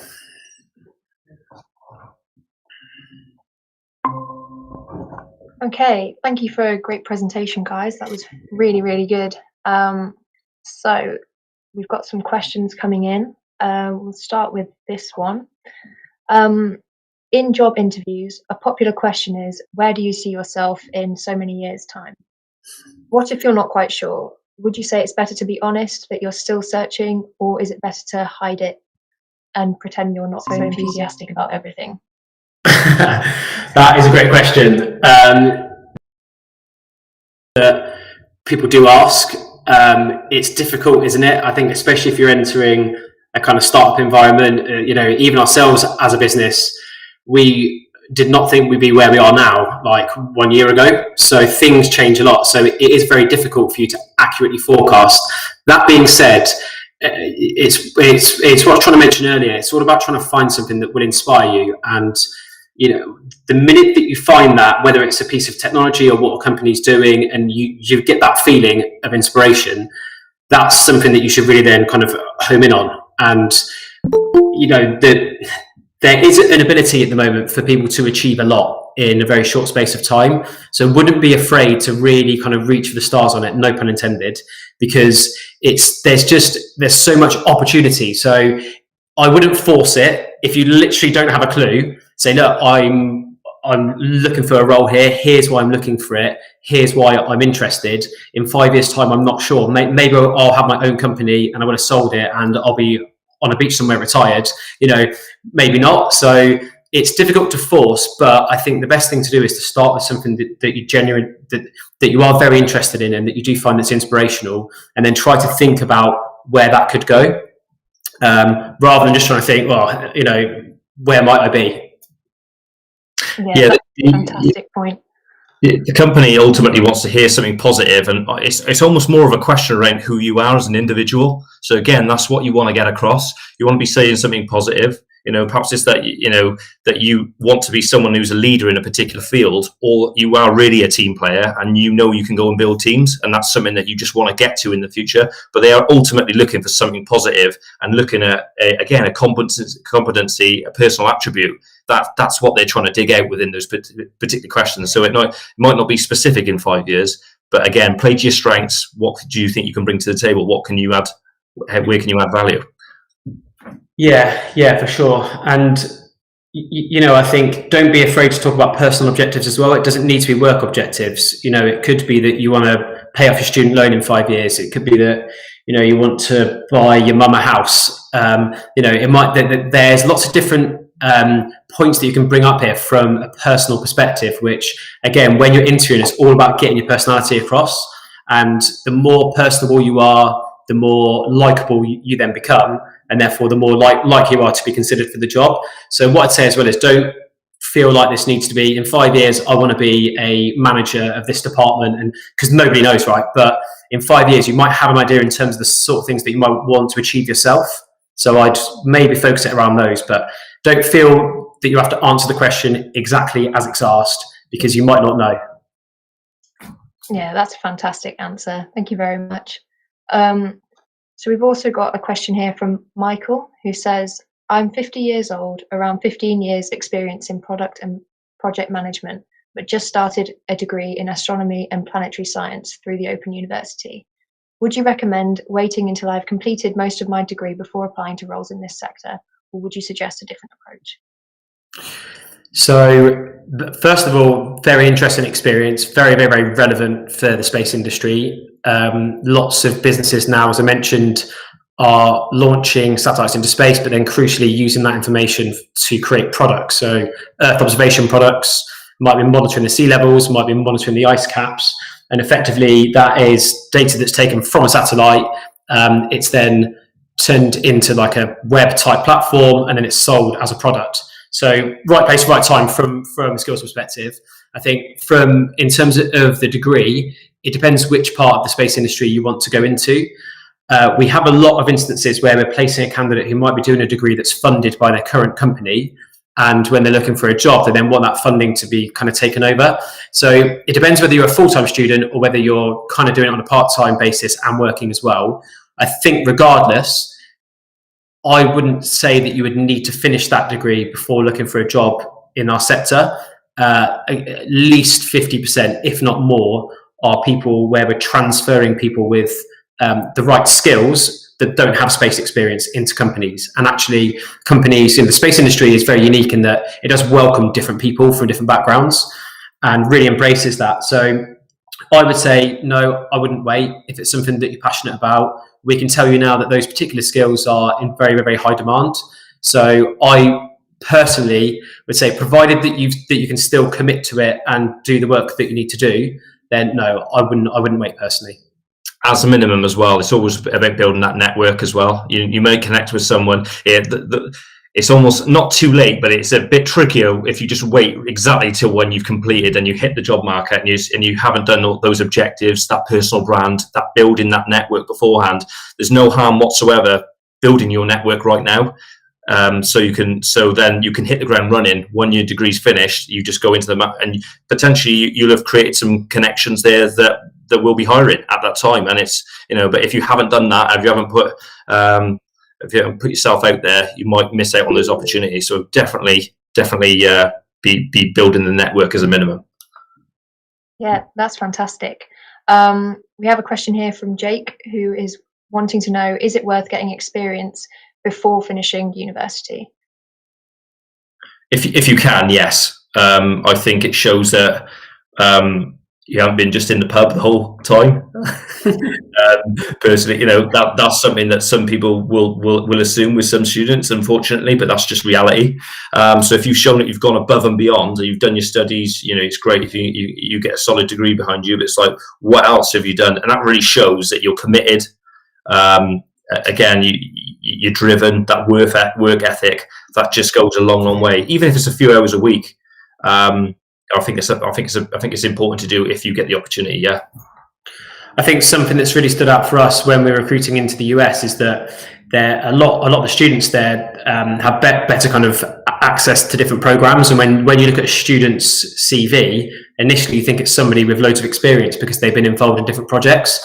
Part of the PDF that we've sent out, there are a list of kind of things there that you can be involved in, and whether this is, I'm not sure what area of that you're looking to study in, but there will be different programs, different courses that you can do, which are practical, which are actually adding to your skills. So it doesn't necessarily need to be full-time work experience, but certainly just involvement in different projects, stuff outside of your degree. Like we're saying, it's never been a better time to be able to find these different programs, and they can be global. You might get involved in a small project that's based in the US or vice versa. But yeah, certainly just as much experience as you can get. But it doesn't need to be experiences in kind of a full-time internship, because they are hard to find.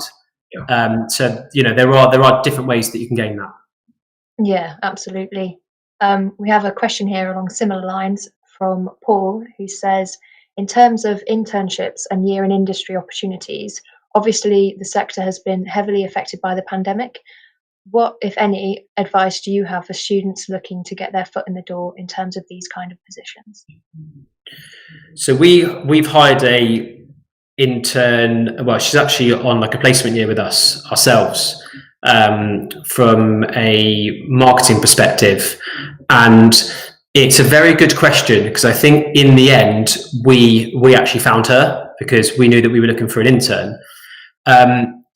There are a list again in the piece of information that you can take away from this, which has a list of the internships and the placement years. But again, the topic that we keep discussing, and it's a skill that every business is now looking for, is that ability to network. And there will be groups online. You'll be able to find lots of different information. And it's just about, especially if you're on LinkedIn, find the internship, find the person that's hiring from it, make the connection, make the personal approach, essentially. But there are places that you can look online. You obviously have LinkedIn. You can just scroll through different lists of parts of the sector and then go through the companies one by one and maybe fire out some applications. But essentially, yeah, you have to be very proactive. Yeah, absolutely. We have another question here from an international student saying, how can they find a job in the space industry, given that they're an international student? I think it depends. I mean, yeah, visas are pretty, cut and dry. If you need a visa to go to a certain country, if you're from a certain country, first of all, upskill yourself in terms of what you need to go, what you need to do, where you need to go, to be able to get hold of that type of information. But there will be certain markets which are more accessible than others, depending on where you're from. It's not something we can say specifically, this is what you need to do, but you can upskill yourself in terms of where you're actually able to access and target that market. I think that would be the first step. If you're based in India, but ultimately you want to get to the US, they look at certain skills in a certain way more favorably in the US for taking certain visa applications. So it's more about upskilling where you could potentially go, and then actually having a look at geographies where there's clusters of specific types of the space sector that you particularly like. For example, there's a big cluster in Ontario in Canada. There's a massive cluster of Earth observation and data companies. So it may be a case of, if you're going to Canada, and that's, you can look at that particular area. So you can kind of focus on that. But again, it needs to be research on your own individual basis. But it is possible. We've placed candidates all over the globe, from all over the globe to different countries. So, it's not impossible, but you do have to upskill yourself in terms of the process. Yeah, I think just very briefly add on to that as well. There are parts of the world where it is easier to get a visa, and the space sector is going nuts. So the UAE is a good example of this. Very forward-thinking part of the world, and very open to sponsoring visas from different countries, and their space sector is going nuts. So yeah, it's worth considering the whole world if you're an international student. But again, it's worth finding the part of the sector that you're most interested in, and then to do the research off your own back, identify where the companies are, and then look at what visa might be required. But also have a look in whatever country you're from, because the space industry is fully global, and every country is now starting to increase. So yeah, I wouldn't be afraid to think big and to look all around the world. Right, thank you. That was a really, really insightful answer there. That's all we've got time for today, unfortunately. So thank you so much, Tom and Jack. That was a really brilliant workshop. If you found this helpful or have more questions, then head over to the EVONA stand on our careers fair and have a chat to them one-to-one. And remember that their free guide is also available for download from this stand. We're going to be taking a short break for lunch now, but please join us again at 12:30 for talks on quantum technologies for space on this stream, and talks on how to become an astronaut on hypersonic flights over on stream 1. I think I said 12:30 there. Sorry, I mean 1:30 after lunch. Thank you. Thanks everybody. Cheers. Bye bye.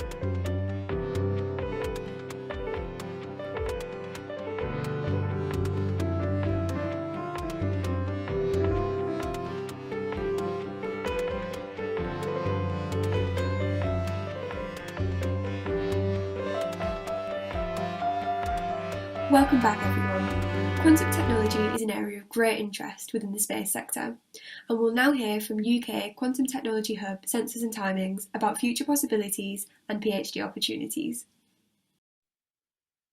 Hello. I'd like to explore the question what space and quantum technologies have in common and why you should be interested in this. So my name is Kai Bongs. I'm the PI of the UK National Quantum Technology Hub in Sensors and Timing, which is a collaboration between the universities of Birmingham, Glasgow, Imperial College London, Nottingham, Southampton, Strathclyde and Sussex, with British Geological Survey and the National Physical Laboratory within the UK National Quantum Technologies Programme. So we are coming from the point that science and technology are really interlinked, and that's where really the connection between space and quantum is. Both of these are initiatives. If you're working in space, you're trying to get some novel technology into something which works autonomously on a very harsh environment. In space, we are trying to get things out of the laboratory and into the real world to go for applications. And this is a long tradition that new science brings in game-changing technologies for the world. So here are some examples of Nobel Prize sciences, from X-rays to the CCD, which create applications we now know from every hospital, from airspace control, from social media. So really fundamental inventions which over time make their way into the economy and make a real difference. And for that, we need people like you who are interested in making these technologies work in different environments. So in quantum, there are a few applications which are really going to be novel sensing capabilities. No one can sense really deep into the ground at the moment. Gravity sensors can change that and become a complete new window into what's under our feet. Magnetic sensors based on quantum technologies are so sensitive. They see the neurons in the brain firing and see what parts of the brain are currently active, proposing completely new abilities to diagnose dementia or child concentration deficit or other brain health disorders. Similarly, radar with quantum oscillators starting to be able to see tiny objects in the air. Very important if we're dreaming of a future where we have packet delivery drones and flying taxis. And maybe most important of all, but not noticed that much by everyone, is the satellite derived position and timing we're currently using is underpinning 7% of GDP, and it's very vulnerable because it can be jammed. So how do we make that more resilient and really like something which can be used? And just to highlight, like all these disruptive applications have made the World Economic Forum recognize quantum sensing as one of the top 10 emerging technologies for 2020. So if you're interested in bringing a technology from the laboratory into an application, quantum might be the thing for you. Our roadmap was all based on atoms as the quantum technology platform. And we'll hear a talk about that in a second. And then we have sensing modalities for time, gravity, gravity gradients, magnetic field, inertial sensing, where we're aiming at applications such as radar, oil and minerals, infrastructure, navigation, or healthcare. But you also see some satellites up here. So in the long-term run, we want to get these technologies into space. And so you can both help us getting these technologies out, but also bring them into space. So here, at this point, we're hearing from Oliver. Did you know that using lasers, you can reduce the temperature of atoms down to a few millionths of a degree above absolute zero? This technique is called laser cooling and is one of the key techniques to enable quantum technologies. The trick to laser cooling is to tune your laser frequency to just below that of the atomic transition. This means the photons do not interact with the stationary atoms. However, atoms moving towards the laser beam will see its frequency Doppler shifted, and it will stimulate atomic transition, transferring momentum from the laser to the atoms, slowing the atoms down and making them colder. Cool trick. If we do this in 3 dimensions, playing some clever tricks with the lasers and magnetic field, We can then create clouds of millions to tens of billions of cold atoms, ready to do measurements with. Laser cooling reduces the atom's velocities down from hundreds of meters a second at room temperature down to just a few centimeters a second at microkelvin temperatures. This means we can measure the atoms for a lot longer and make precise quantum measurements. I'm Dr. Oliver Barrow. I'm a research associate at the University of Strathclyde in Glasgow.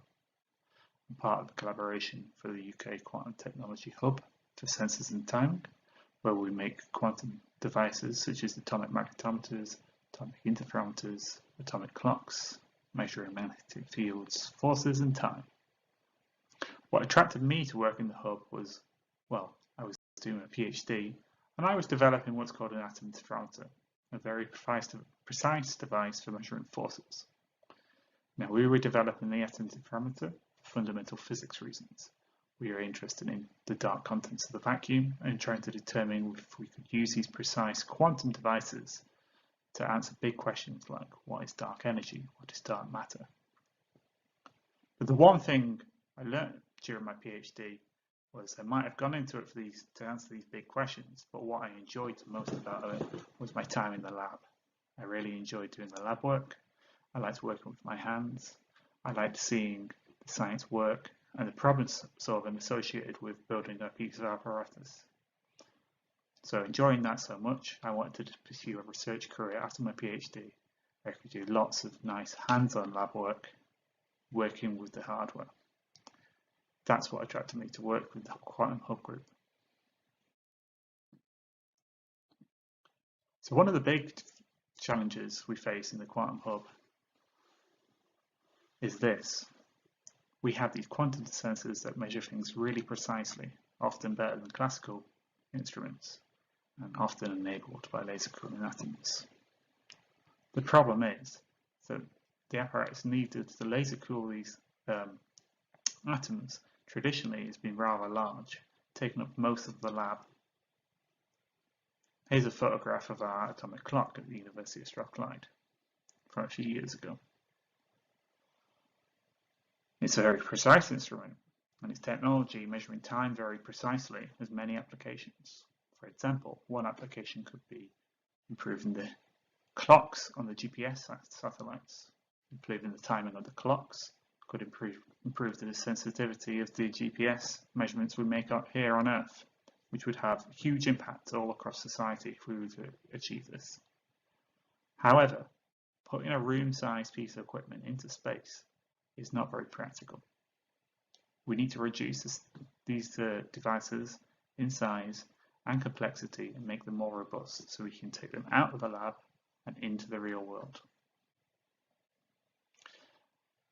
That's what we're doing at the University of Strathclyde and as our role within the hub. As you can see, we're making the laser cooling apparatus smaller over the years. Here's a washing machine size apparatus we created a few years ago and a handheld one we created just last year.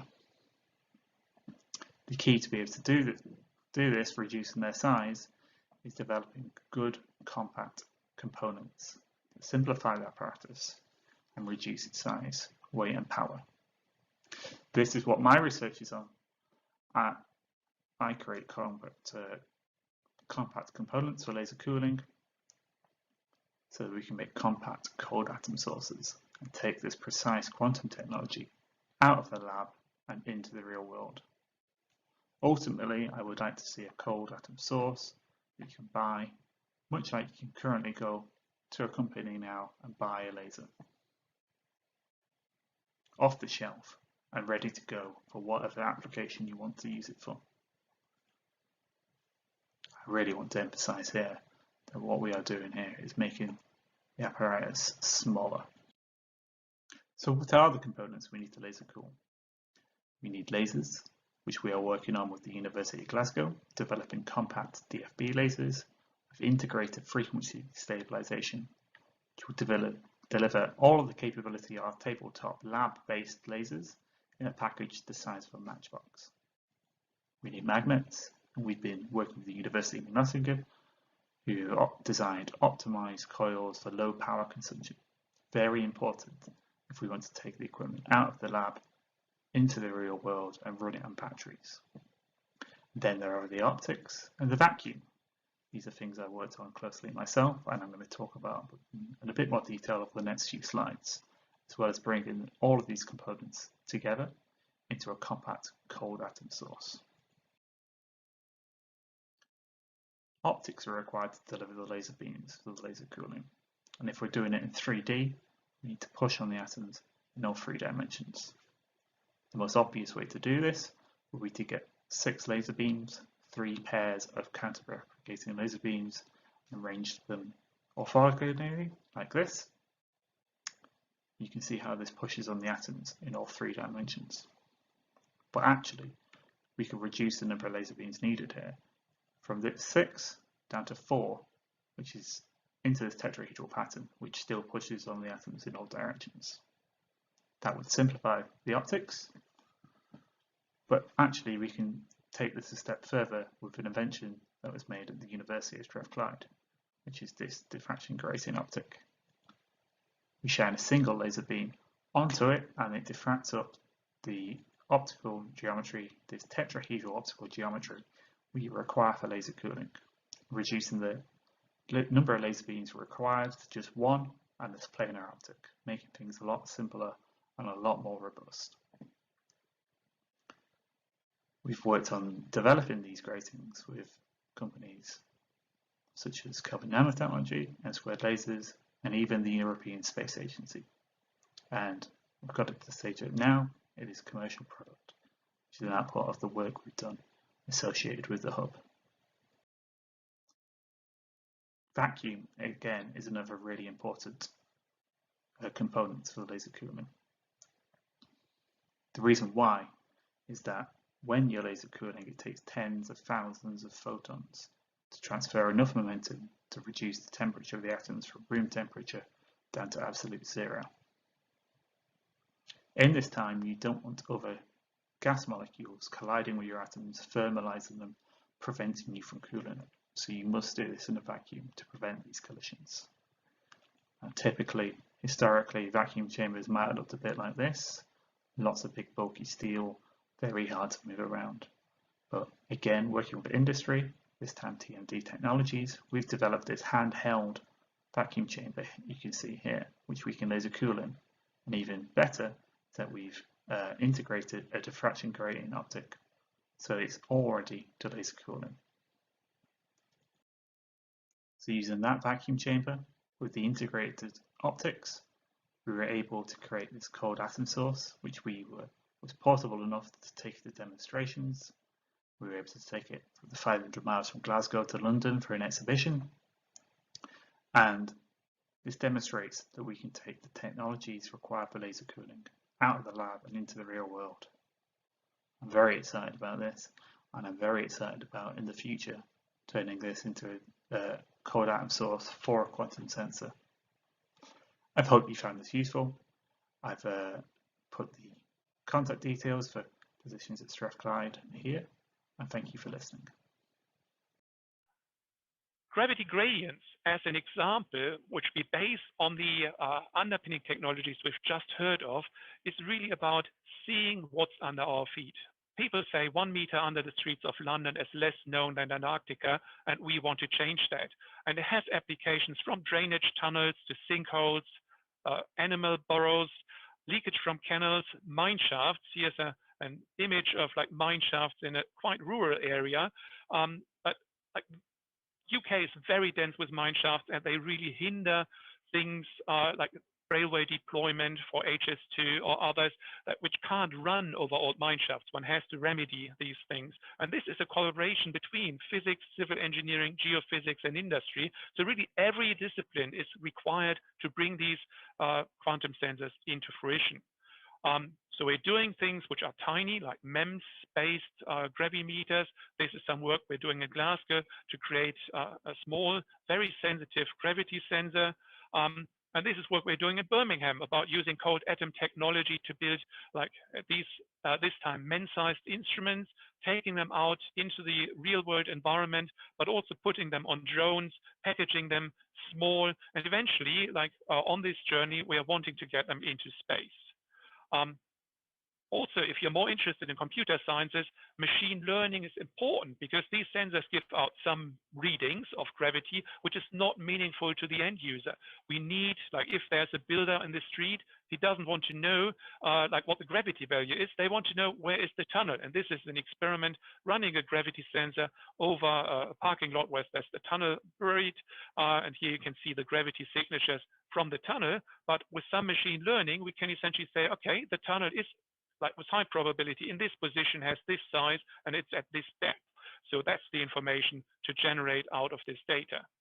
So you may have heard of quantum superposition, but did you know that we're working on an experiment to create a quantum superposition between particles 2 kilometers apart in orbit around the Earth in the vacuum of space?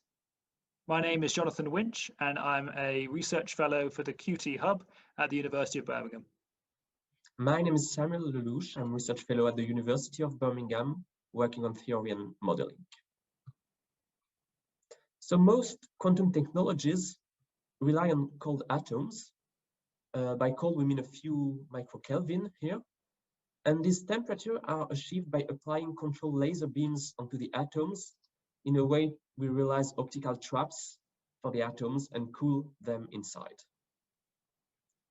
So the quantum sensors that we build here in Birmingham are based on the principle of atom interferometry. So the general principle is very similar to an optical Mach-Zehnder interferometer. The idea is to start with an atomic wave packet here and to split it into two, then deviate and recombine it, thanks to 3 successive light pulses here. And then in the presence of the gravity field, the phase difference that is accumulating along the two paths is not the same, so that the interferometric pattern at the end here can permit to extract the gravity values with an unrivaled sensitivity.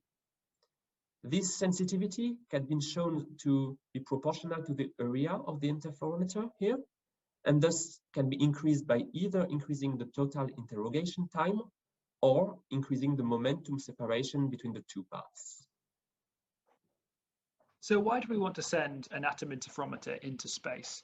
Well, as Samuel mentioned, by increasing T time, we're able to improve the sensitivity of our atom interferometer. So as we launch the atom interferometer into space, the effect of gravity on the atoms is reduced due to its increase in distance from the Earth's surface. And that means the sensitivity can be increased as the T time can go for longer. So once we've increased our sensitivity, we can achieve a whole range of new applications for atom interferometry, for gravity measurements. So we can look down on the Earth and we can perform, at a very coarse level, we can map the geoid of the Earth itself. So that's looking at how the shape of the Earth is deformed or different over certain areas. And we can look at things like the water and ice sheet distribution and ocean currents, which can be very useful for global warming monitoring and just monitoring how these change over time. And we can also look at more fundamental things, more fundamental science, such as gravitational waves, due to the increase in sensitivity we can achieve. So why are quantum sensors so attractive for this? So at the moment, there are some fantastic classical gravity experiments already launched into space. So experiments like CHAMP, GRACE, and GOCHI have been producing measurements for some time, and they will be able to achieve sensitivities and rates of measurement, which you can see by these lines on the graph on the right here. So the x-axis of this graph is the spatial resolution that can be achieved, and the y-axis is the rate at which the measurements can be performed. So this is a great selection of measurements, but what we can achieve with a quantum sensor is we can push further into the lower spatial resolution down to 100 to 10 kilometers, and we can do it much faster. So the satellite itself could be a much smaller package, and we could have many of them in orbit at one time, which then means we can take repeated measurements each time one of these satellites passes over a region. And that means we can explore things like sea ice, hydrology, atmosphere, and post-seismic deformation, as well as even going down to volcanoes and co-seismic deformation, which we can't achieve with a classical satellite. So before we can launch a satellite into space, we have to prove that it will actually function in the vacuum of space under the tight constraints. So the Cold Atom Space Payload project, which is a project I worked on shortly after I graduated from the University of Birmingham, and was one of my first projects that I worked on after my studies, was to work on creating a satellite that could create cold atoms, and not do interferometry, but just create that cold atom package, which is the fundamental part of all atom interferometers, really. So the actual project was led by Teledyne E2V, and we were partners alongside XCAM, Clyde Space, G&H Cohesion, and the University of Southampton, all working on contributing towards this project. So the satellite now has been constructed and completed. So you can see on the left-hand side, this is the actual whole satellite package itself. So the bottom here, we have the actual control units that control the satellite. And everything in here is the actual space payload for creating the cold atoms. So we have the camera units, the control units, and the actual physics package here, which is the chamber, the telescope for delivering the laser, and coils for creating the magneto-optical portion of the trap.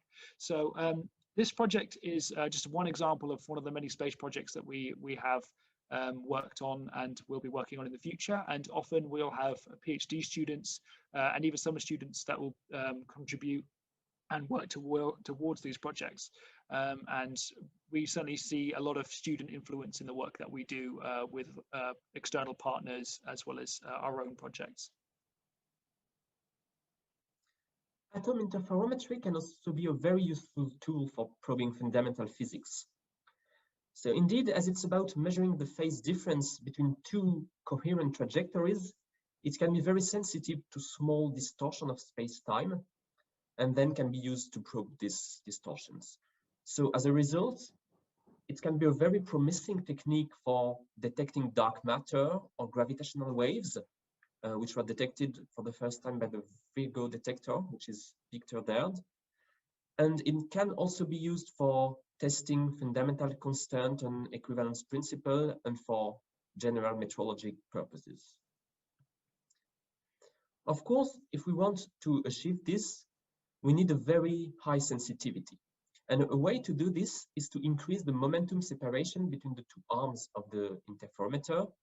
So to resort to what we call a large momentum transfer scheme. So the idea of this large momentum transfer technique is, instead of having 3 interferometric pulses, as we show in the beginning, is to apply many sequential pulses on the atom. So each pulse will impart a momentum h bar k on the atom, so that after a large number of pulses, we will impart a large momentum. And as a result, the area of the interferometer is increased and the sensitivity is a lot enhanced. So this technique is implemented within the frame of the ION project, which aims at detecting dark matter and mid-band gravitational waves using atom interferometer. So this project is carried out by a consortium of many universities across the UK. It includes many PhD students working in it in various universities, and also future opportunities for students to join in the coming years. The idea within this project is to perform, in fact, a differential measurement between 2 interferometers there, which are spatially separated over a distance L, which is called the baseline of the interferometer. And then by measuring the signal difference between these 2 interferometers, we can achieve a very great accuracy on the final measurement. So in fact, the ION project proposes to build a series of interferometers like that of different baseline lengths, so 10 meters, 100 meters, kilometer, and ultimately paving the way to go into space, so through the IH project, which aims at having a several kilometer baseline. And what we see there is that when we increase the baseline along all these different projects, the sensitivity is enhanced, which is ultimately one of the advantages of going to space. So thank you very much for watching. If you do want to find any more information on the work that we are doing at the Quantum Hub, please visit our website at www.quantumsensors.org or follow us on Twitter at sensors_QT Hub. hopefully we will all get to see you very soon at any events that can be happening at some stage in the future. But until then, please keep in contact via our websites and Twitter, and we hope to see you all very soon.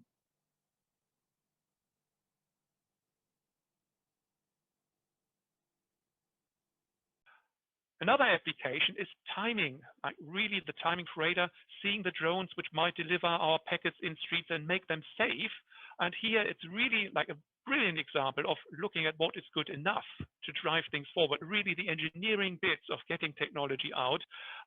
So we are able to do very low phase noise radio frequency sources based on optical resonators on quantum technology. They're commercially available, so we don't need to like really reinvent those, but we need to make them robust enough. It needs to be much smaller, much more lightweight, much less power, much less cost. All things, maybe not the cost, but all things you also need to do when you want to put things on into space. So very similar technological requirements. We need to make them robust to movement. We need to understand the system of noise. So how does the oscillator noise feed through to the radar noise? And how can we really get the enhanced performance validated, but also think about the societal implications. So we're working here, and if you're interested in working on the social sciences aspects, we are working with the social scientists at the University of Birmingham to look into like public acceptance of future flight. How should these things look like, that they're really beneficial for society and not just the technology pushed into the market? So a lot of questions to be asked aside from the technology. And we're going to hear in a new talk about this in a minute. Before we do that, I just explain radar in 60 seconds, why it's really important to have like this. A radar signal, a system will send out a pulse, a microwave pulse. It's scattered off the object. And then it receives the scattered bit of information. It does that, the pulse intervals and the samples. It Fourier transforms it, which allows you to see essentially frequency intervals. The time the pulse comes back in terms of the range samples tells you how far the object is. The frequency shift tells you how fast the object was moving relative to the radar system. That works very nicely if you have a single object in the air, nothing around it which scatters, so you know anything coming back is from that object. If you're going down and trying to see something in a city, like a drone flying through the streets, like you suddenly have lots of static objects which create back reflections, and so you get a lot of signals back into your radar system. This is what we call clutter. And of course, the clutter will have no frequency shift because it's static, and you can still distinguish your moving target by seeing the Doppler shift, essentially the frequency shift due to its movement in frequency space in the radar system. But if these objects like drones become very slow, like this peak moves towards the clutter peak and becomes buried in it at some point, and you really have to like narrow down this signal, the width of this noise peak, and that's what you do by a lower phase noise oscillator. So next talk is going to go into detail of that.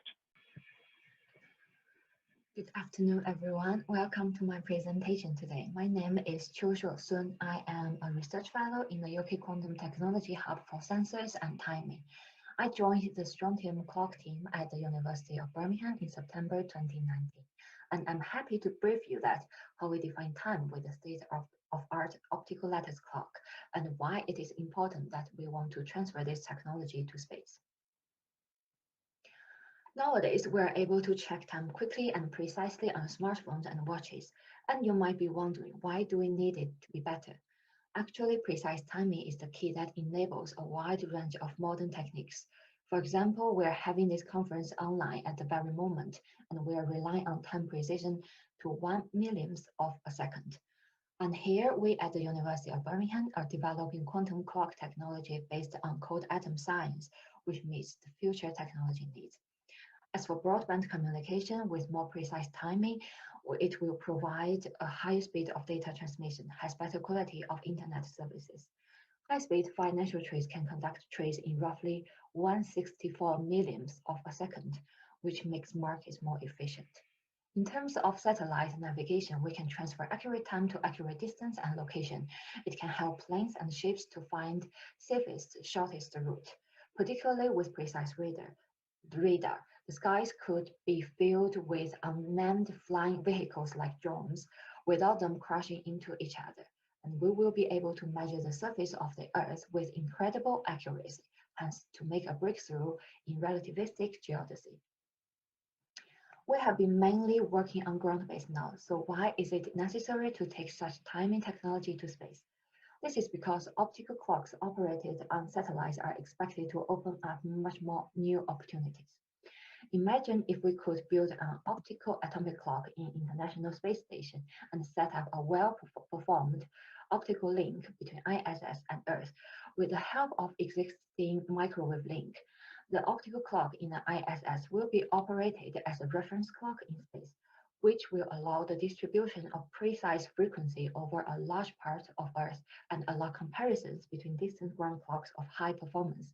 And this will help open up the field of space-assisted geodesy, such as measuring the Earth's gravitational redshift. Also, by comparing pairs of clocks located at large distance in east-west direction on Earth, it is possible to measure the gravitational field of the Sun.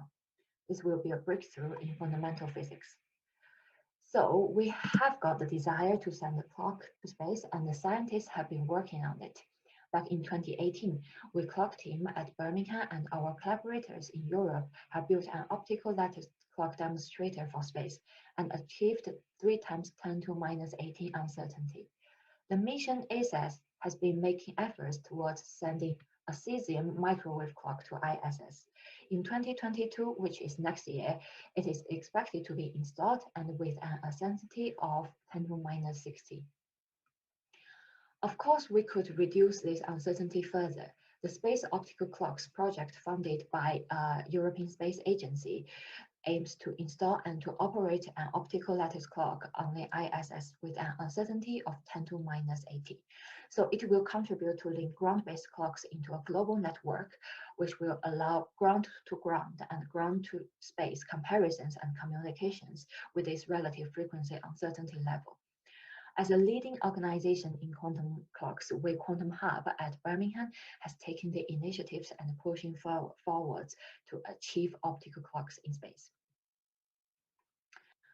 Another exciting project we are working on is called IQ Clock. Basically, we work closely with academic and industry partners across Europe, and we are bringing one of the best types of clocks in the world from lab to industry. As shown here, our industry partners such as Toptica and NKT fabricate and the parts and equipment, and they will send them to us. And we assemble the final system at Birmingham. You could see in these photos, we have built the chamber that trap the atoms in as part of the clock system. We are also trying to make the system more transportable, compact, and stable. This is the end of my presentation. I hope you have enjoyed it. If you have any questions, please feel free to get in touch. Thank you.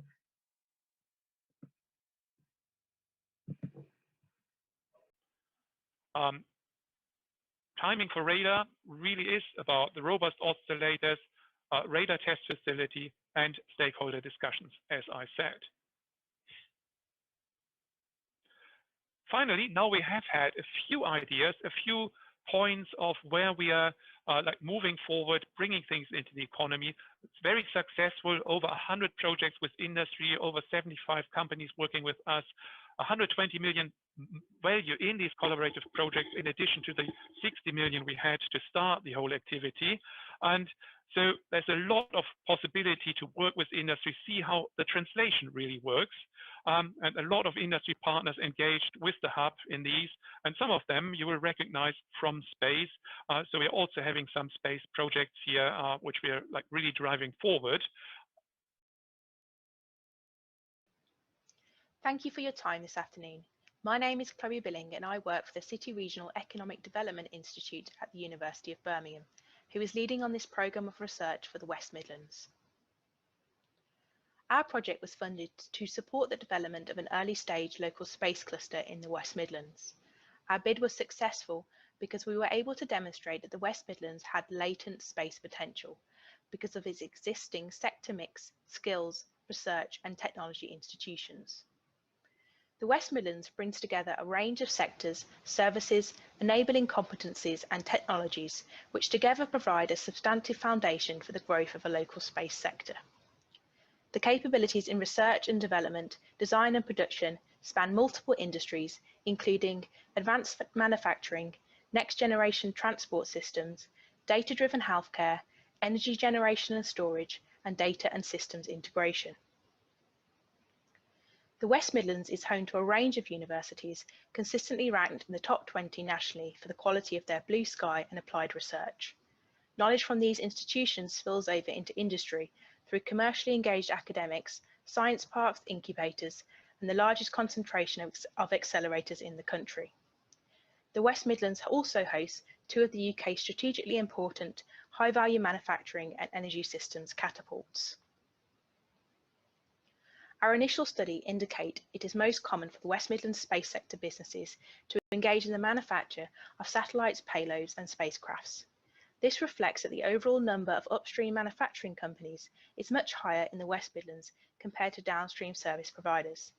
Nevertheless, 26% of businesses are engaged in the sale of value-added services, so there is a mix across the board. You can see that the count of businesses registered in the region that are engaged in space-related activities is currently small and perhaps behind many other regions across the UK. However, we think that this hasn't captured companies that may traditionally operate in the aerospace or automotive sector, which also feed into the space sector via supplier categories shown on the right-hand side of your screen.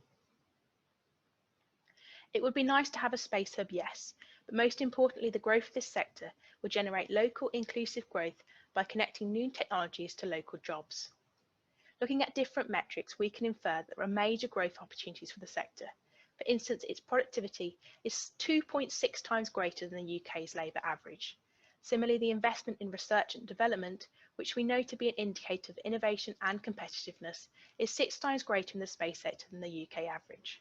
And finally, we have seen the space sector has been one of the most resilient industries during the COVID-19 era, which follows its high year-on-high growth rate during the previous recession. The long-term ambition is to create a space cluster in the West Midlands with a dynamic mix of startups, SMEs, large businesses, research organisations, investors, business angels, community actors and public bodies. Crucially, a successful cluster is not just about the physical co-location of firms, but it's the connectivity between different stakeholders that is needed, which promotes co-learning and co-creation. Therefore, we are engaging with representatives from across all of these sectors and organisations via our Space Leadership Group to ensure that we can successfully deliver our future space sector vision. Thank you for your time.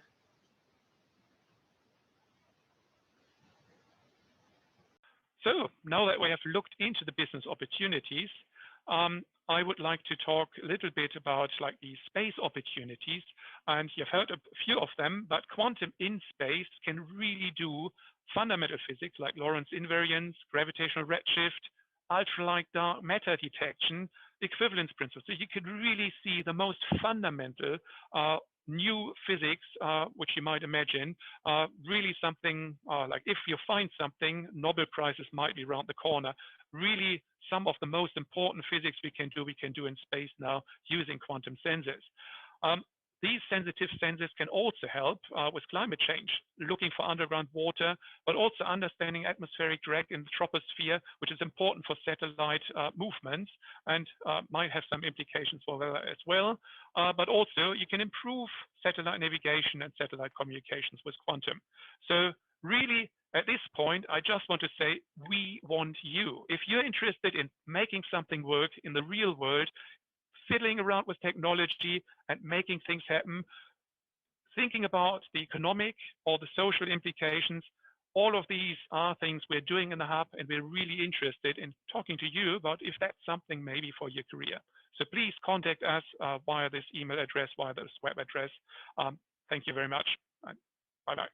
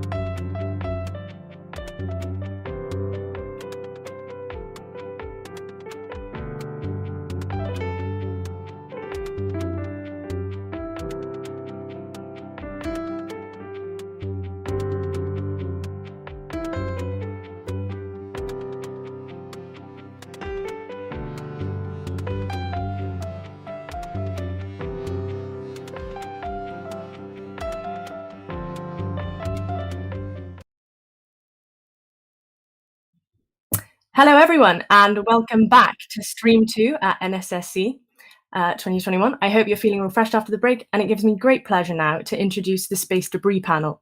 I know there's been some really healthy discussion already over on our Discord on this topic, so do head over there to continue after the panel. With the growing investment in both public and private space missions, the generation of space debris has become a large challenge. If overlooked, this can lead to some really big sustainability issues within the sector.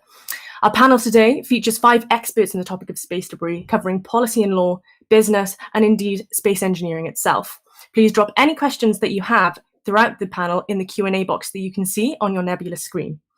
It now gives me great pleasure to hand over to our wonderful panel chair, Michel van Pelt from ESTEC and the Clean Space Office at the European Space Agency. Thank you very much, and over to you. Thank you, Angarat. So, good afternoon, everybody. Indeed, today we're going to discuss space junk, space debris, however you want to call it, a problem. For that, we will talk to Jennifer Kingston, lecturer of the Center of Autonomous and Cyber Physical Systems at Cransfield University. It's a very intriguing title, I have to say. Then we have Harriet Brettel, Head of Business Analysis of Astroscale, which is a company, I would say, at the forefront of space debris solutions. And then Dr. Thomas Cheney, a lecturer in space governance within Astrobiology Research Group of the Open University. So I think he will mostly talk with us about not so much the technology, but more how do we regulate all of these things, who's responsible and when. And Professor Hugh Lewis, Professor of Engineering and Physical Sciences at the University of Southampton. It's a name, in fact, I don't think we ever met, but I recognize your name from some papers I think that you worked with some of my colleagues at ESA. And I'll be your panel chairman. I work indeed for Clean Space of the European Space Agency, where we look at solutions and indeed both in governance and technology. And on behalf of Europe, I would say. So we have a bunch of questions, in fact, that we would like to go through. So also, people in the audience, please put your questions in the chat. I know that Angarat will keep an eye on those, so hopefully we can answer as many as we can. But we have a couple of, let's say, main obvious questions. The first one is basically, how did any of you in the panel get involved in this domain? It's not a standard one, I would say. When I studied in university in Delft about 20 years ago, I don't recall anybody ever talking about space debris. And in ESA, it started to become a topic, I would say, some 10 years ago. So maybe first to Jennifer, how did you end up in working in space debris field? Okay, thanks, Michelle. Hi, everybody. I'm Dr. Jenny Kingston, and I'm a senior lecturer in space systems at Cranfield University, and also the course director for the MSc in astronautics and space engineering there. And actually, quite a long time ago, I'm not going to admit how long, I actually did that MSc course myself, and for my thesis on that course, I actually did a project about space debris and looking at the proliferation of space debris and the sort of Kessler syndrome. And I was really fascinated and actually quite worried by this phenomenon, which I was finding out about. So then after I'd done my PhD and came back to Cranfield and have been working as a lecturer, I got involved in several projects actually addressing space debris mitigation. So I've worked on 3 projects now involving deorbit drag sails, so low-cost devices to be able to remove small satellites from orbit at the end of their missions. So we've actually got 3 of these drag sails in orbit now, and so really that's how I got involved. Again, sort of going back to what I was doing on my MSc course, and so I've done some work with Clean Space, with ESA, and various other projects. So that's really my involvement at the moment. All right, and how do you see? Has this become space debris a more important part of your work? I guess in the beginning it was maybe a bit more studies kind of oriented, but it's starting to become a real business now, right? Yes, well, in Cranfield we've actually done quite a lot of studies with our MSc and PhD students, and I've definitely seen that there's becoming much more awareness and much more interest in what can we actually do, both about mitigation of future debris, but also trying to address the problem of what's already up there. So I think it's definitely becoming much more on everyone's radar, even people who don't directly work in the space sector. Some colleagues and I actually did an event at the Science Museum a couple of years ago. They do these late evenings. They're brilliant. If anyone gets a chance to either present at one or go to one, they're fantastic. And it's essentially around a space theme. We had a stand which was to do with space debris, and so we had lots of members of the public, so people who aren't working in the industry but they have an interest. And it was interesting how prevalent the awareness of space debris as an issue now is, even amongst the general public who just have a sort of general interest in space.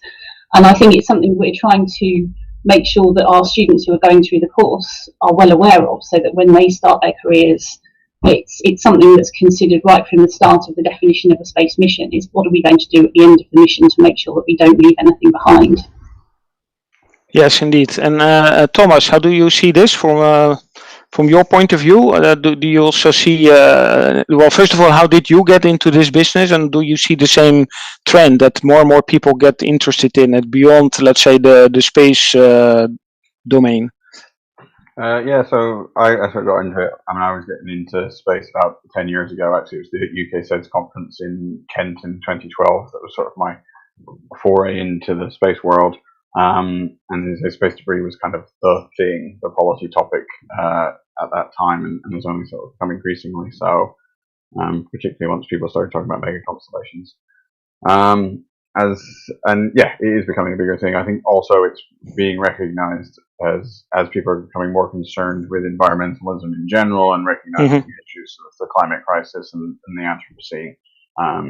They're seeing the connections to sort of, you know, the broader issues with our economic and political systems that space debris is just yet one more symptom of.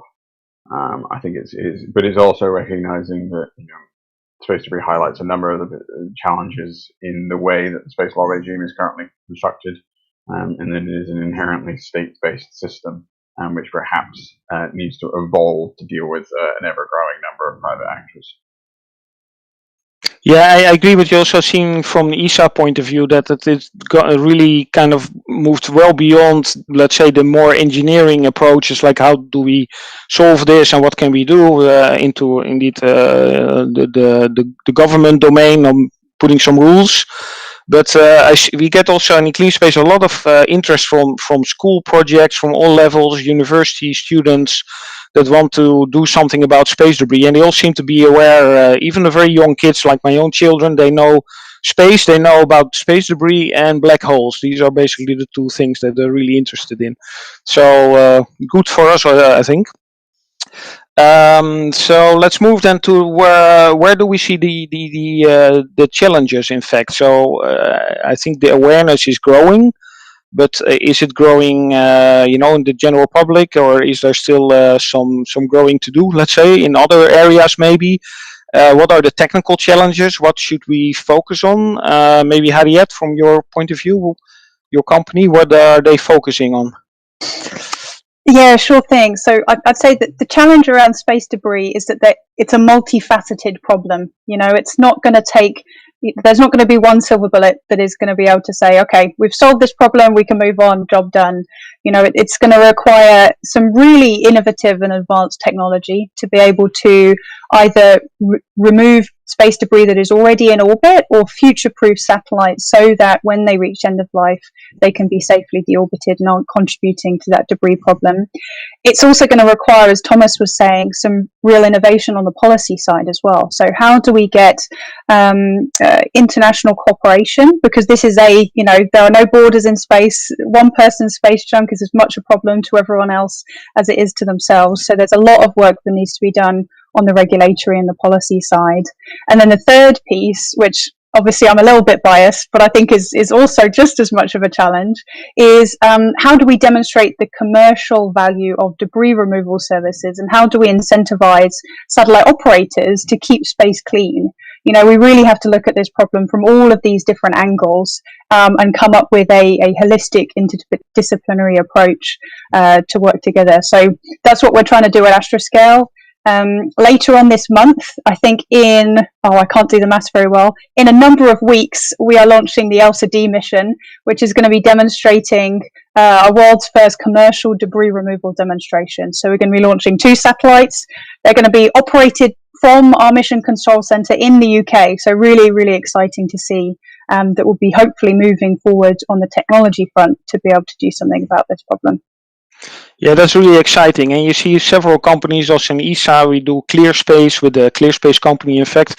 So I remember, let's say 10 years ago, there were a lot of comments on like, okay, apart from, making sure satellites don't stay in orbit too long, what else can you do? Cleaning up is not an option because the technology in GNC and sensors and all these kind of things doesn't exist. Now we are about 10 years later, and you see all kinds of companies coming up with ideas, agencies developing technology. So I think we're starting to build a kind of ecosphere. I call this an ecosystem of interconnected companies and agencies that show that you can actually do something, which is of course the first step. Of course, if you cannot do anything, it's very easy to say, well, then it's not in my power to do anything because it doesn't exist.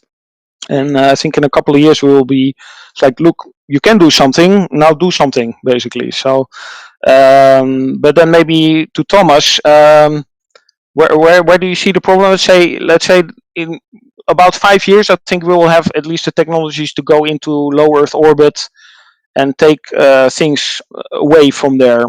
But then with the next question, of course, who says who needs to do it? Who pays for it? What's your view on this? Yeah, sure. It depends on how bold the relevant policy actors want to be, because 5 years is not a lot of time at all, especially given the consideration of where we are.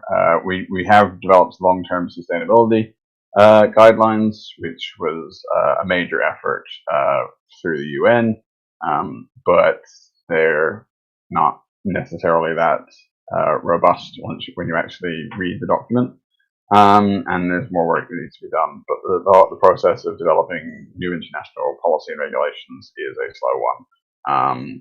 But it could be sped up if you had, say, a country like the United Kingdom or the US decide, right, we're going to make this our policy issue and we're going to push it through. In fact, we've recently seen the UK champion the resolution on space sustainability.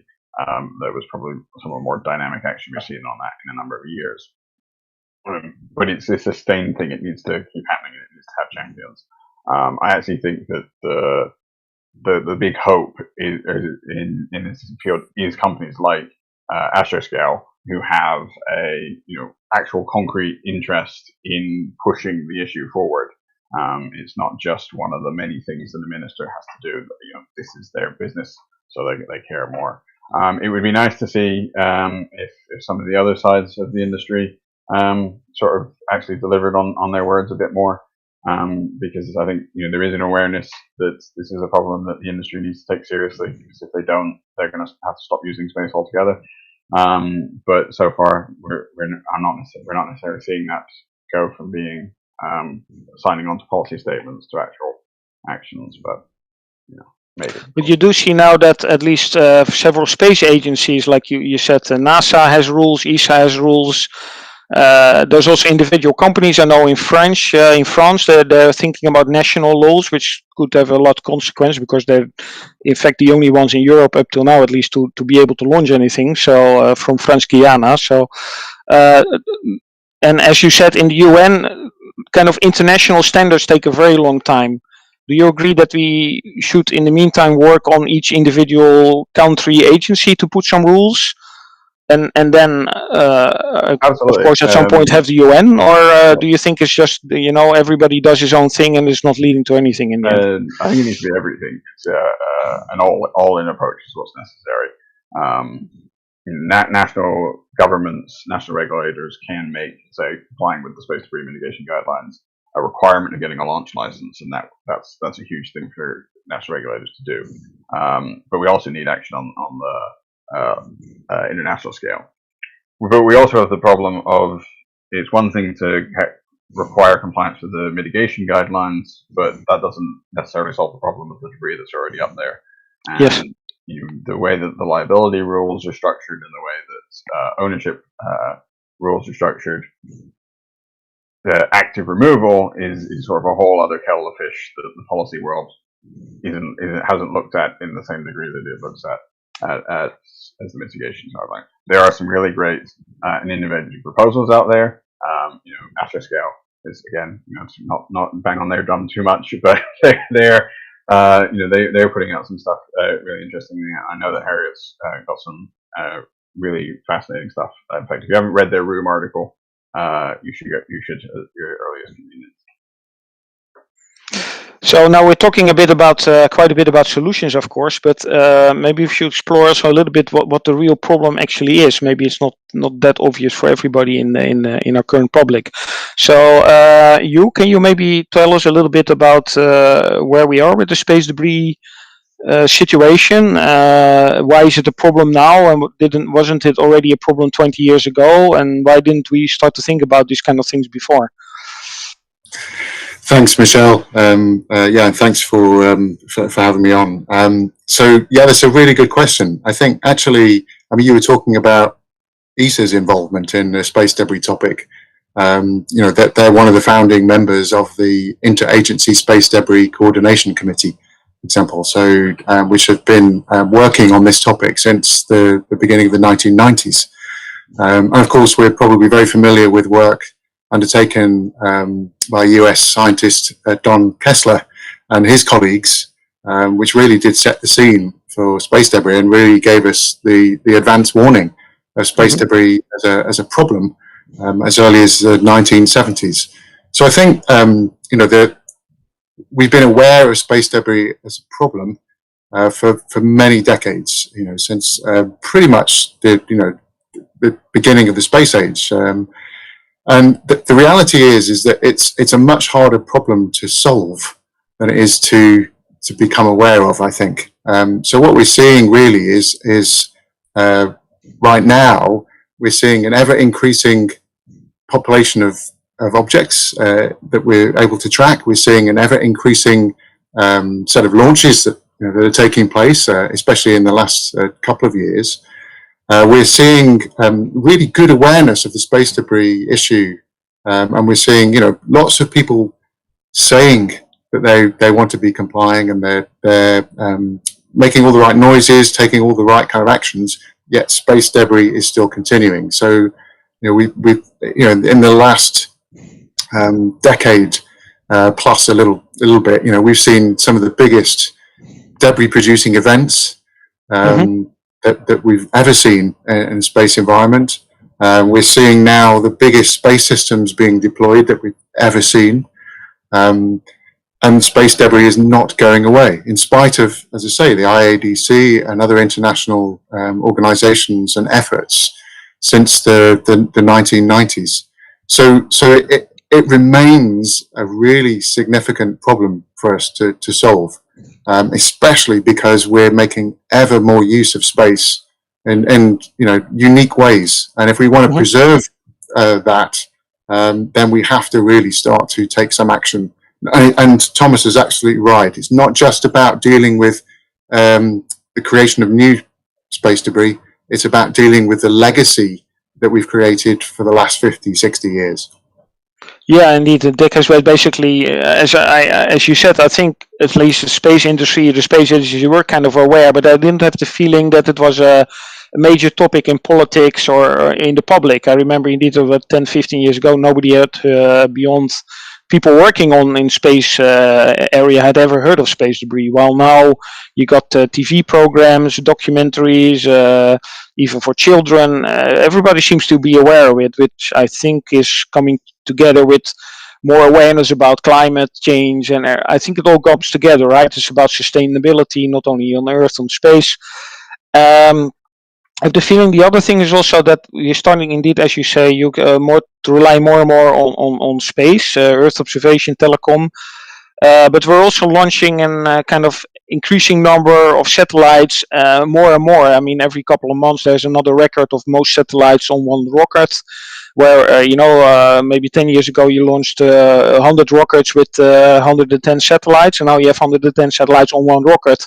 and you also launch more rockets per year. So I guess people start to see that this Kessler syndrome is coming closer by, right? So maybe the whole Kessler syndrome is not too clear. Maybe Jennifer, could you explain for the people who never heard about the Kessler syndrome?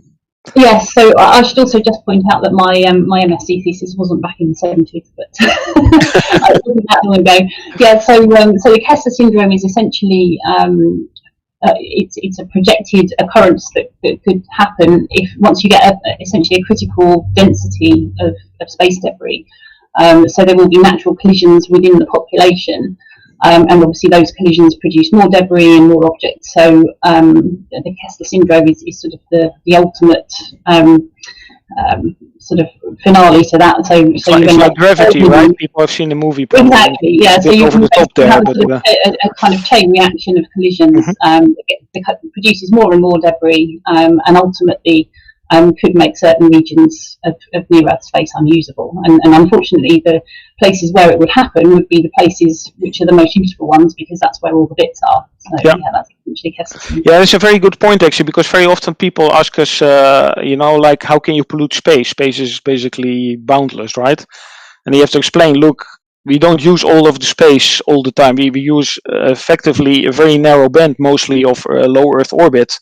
And there it's the problem. There's getting busy. Of course, you have also geostationary orbit, but the point is that it's somebody explained to us like highways. It's not so much that there's so many cars that you cannot handle it, but if they're all on the same highway, you get a traffic jam, and the problem is there, and not somewhere else in the village.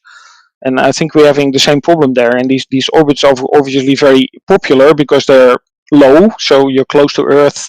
For Earth observation, telecom, much easier, cheaper to put them in those orbits.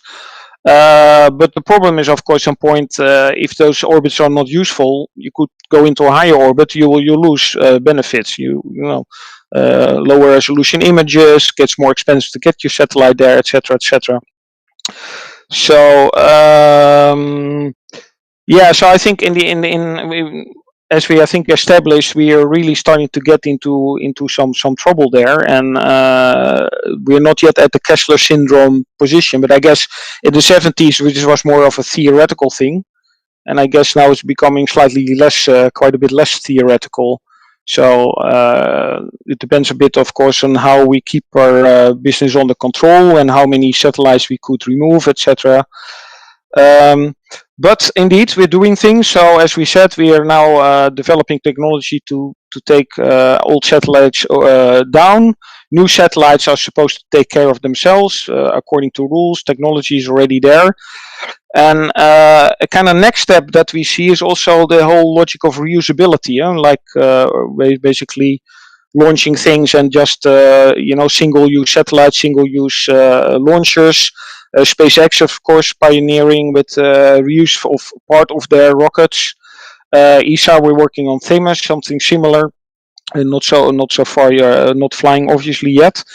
And there's also interest, and we got a lot of questions from public. Why don't you reuse satellites? Why don't you, make new satellites out of old bits and pieces that are already in space? Can you maybe explain a little bit on the issues and possibilities there? Yeah, thanks, Michelle. So it's a really good question to ask, actually, because there is obviously a concerted effort down here on the ground to move towards a circular economy, where by design products can be reused. Recycling isn't really part of that economy. You want the design to be something that is able to be reused in a very efficient way. So that's absolutely something that we can and probably should move towards in the orbital environment. But before we do that, we have to deal with the legacy of satellites that are not designed in that way, and launch vehicle upper stages that are not designed to do that. It's very easy, I think, to say, hey, we can just recycle. We can just go up and we can grab 20 upper stages, we can put them all together and we've got a space station.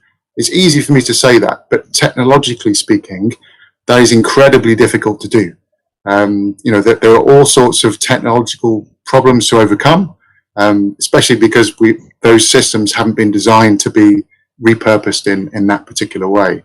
So we're working towards that. I mean, we've got demonstration missions that Harriet's been talking about, MEV2 and MEV1, working towards those kind of things at the moment, but they're actually a long way off. And I think that actually, the time it takes us to build up to the technology that is able to recycle, we're going to be decades further along the problem trajectory that we're currently on. I see Jenny raised a hand. I think Harriet beat me to it, actually. Harriet, do you want to go first? Please go ahead, Harriet. Thanks, Jenny. Yeah, I just wanted to touch on a couple of things Hugh said, because really interesting, right? We absolutely need to work towards a more sustainable way that we use space. And one of the critical things there is designing satellites that are prepared for future servicing or deorbiting if they need it, so that we're moving away from this single-use mentality.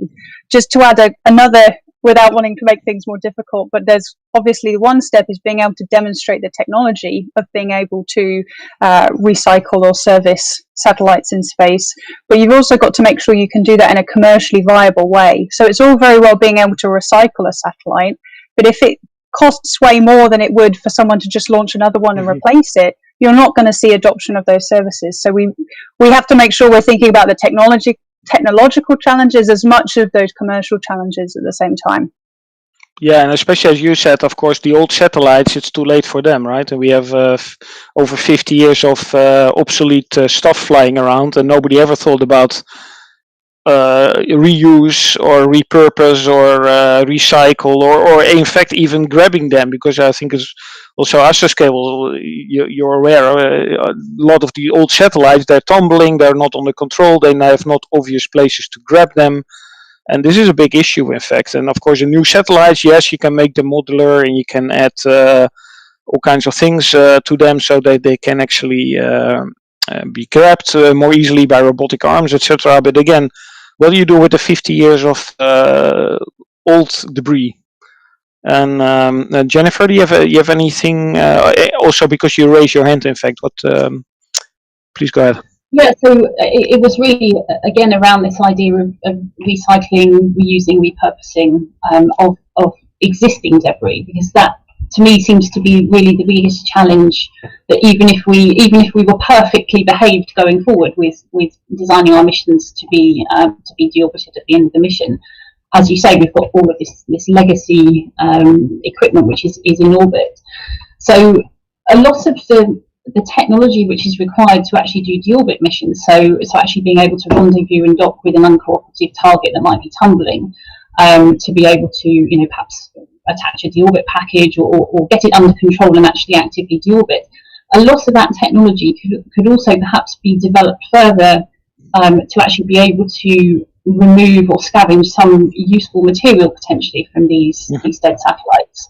And what we've got is many tons of material which is in orbit, which currently is a hazard, but that we've spent a huge amount of money to actually launch into space.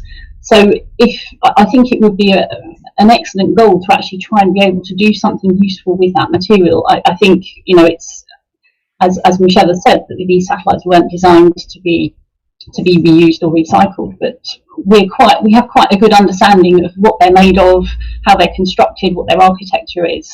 So I think there are opportunities to develop technologies sort of beyond deorbiting these, but to actually make use of them in situ, so that we can reduce the amount of new mass that we have to launch, and we can perhaps use elements of the materials to make large structures, to have sort of persistent platforms that you can perhaps launch new modules, but you're not having to launch as much mass, as much new mass into orbit, but actually to be able to achieve something useful. So I think for me that would be something I would really love to see, is to actually turn that liability that we have, all of that dead mass in orbit, into some kind of resource that we could even commercially make use of. Yeah, we actually got a question from the audience, which I think very much relate to this. So they say, somebody asked, can we hear some explanation on the engineering solutions are being developed So I think we're getting a little bit into that. Obviously, Scale is working on several solutions. And in UKspace, we have something that basically grabs a tentacle system. We did a lot of research before on harpoons and nets. So there's several ways of grabbing an old satellite. But I think also what Jennifer refers to here, of course, some of these solutions, like things like harpoons, they work well for just dragging maybe something into the atmosphere and having it burn up, but it's not very compatible with the reuse and a controlled disassembly of a satellite and reusing bits and pieces. So obviously a bit more robotic arm would be, the solution would be more in line with that, I would say. So there are still many, I think, technologies being worked on, and all have them pros and cons. But I do see a bit that we're starting to get to, I think, the solutions that now companies are actually working on, and things that are really developed are mostly, I think, focusing on at least some kind of control of what you grab, rather than just harpooning it and staying away from it. So that this would be, I think, good in this direction of potential in the future reuse and maybe recycle or repurpose of satellites. Thomas also raised his hand, I saw. So maybe you want to reflect on this? Yeah, not to be a Debbie Downer and throw a wet blanket on all the optimism, but there's also a security dimension to these things that need to be considered. Yes. Because all the technology you just described is also, for plenty of the people I work with, throws up the big red flag of that sounds like a weapon, or it could be used as a weapon. There's also, so that produces a number of problems when people talk about the sort of technology we could get authorized or get used, and so that will complicate matters as well.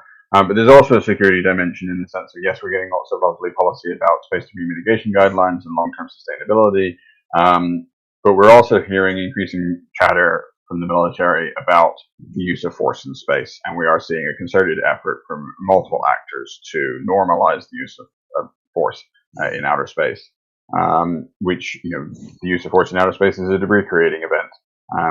Some of the biggest debris-creating events we've experienced have been the testing of anti-satellite weapons, and so I think it's not just a commercial or a policy discussion in the civilian sense, but we do need to bear in mind the broader security and military context within which we operate. Yeah, and actually, this is a very good point, because we also quickly found out in ESA, being a civilian agency. Of course, we work, for instance, a lot with NASA on many projects, science, Earth observation, etc., manned space flights, obviously.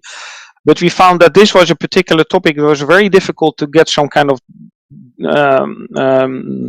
cooperation on, because effectively, as Thomas, indeed, as you say, it's a dual purpose technology, right? If you can get very close to a satellite and grab it and drag it into the atmosphere, you can also go there and sabotage it, and you can take control over another satellite potentially.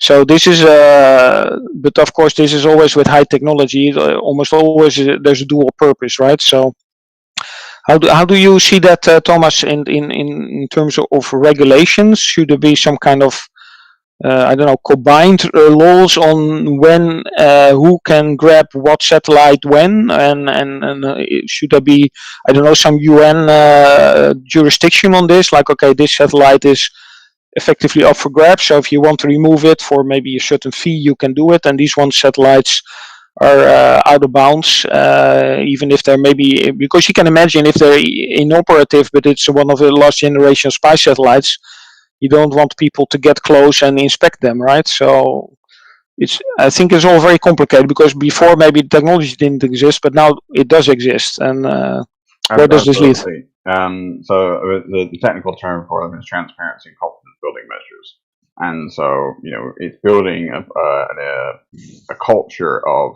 this is what I'm doing, where I'm doing it, when I'm doing it, and why I'm doing it, so that the other people who are looking at what you're doing can go, okay, that's fine, and see that that's what you're doing.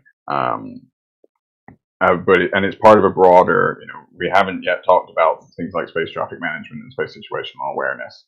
But it's recognizing that, yeah, okay, there are ways to build that confidence that these space debris cleanup approaches aren't going to be weaponized, but that needs to sit within a broader ecosystem of how we manage the space environment overall.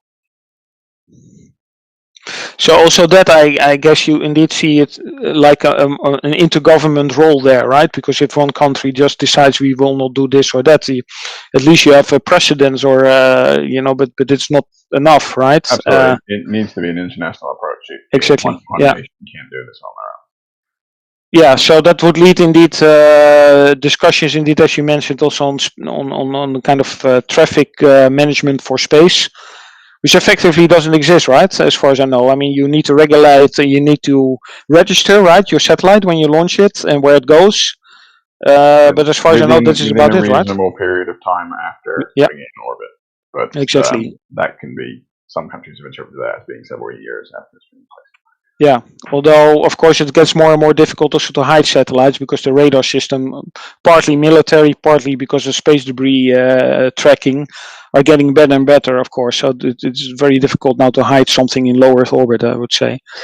Another question which is related to technology. The untraceability of debris smaller than 10 centimeters is a large problem. Yes, it is, indeed.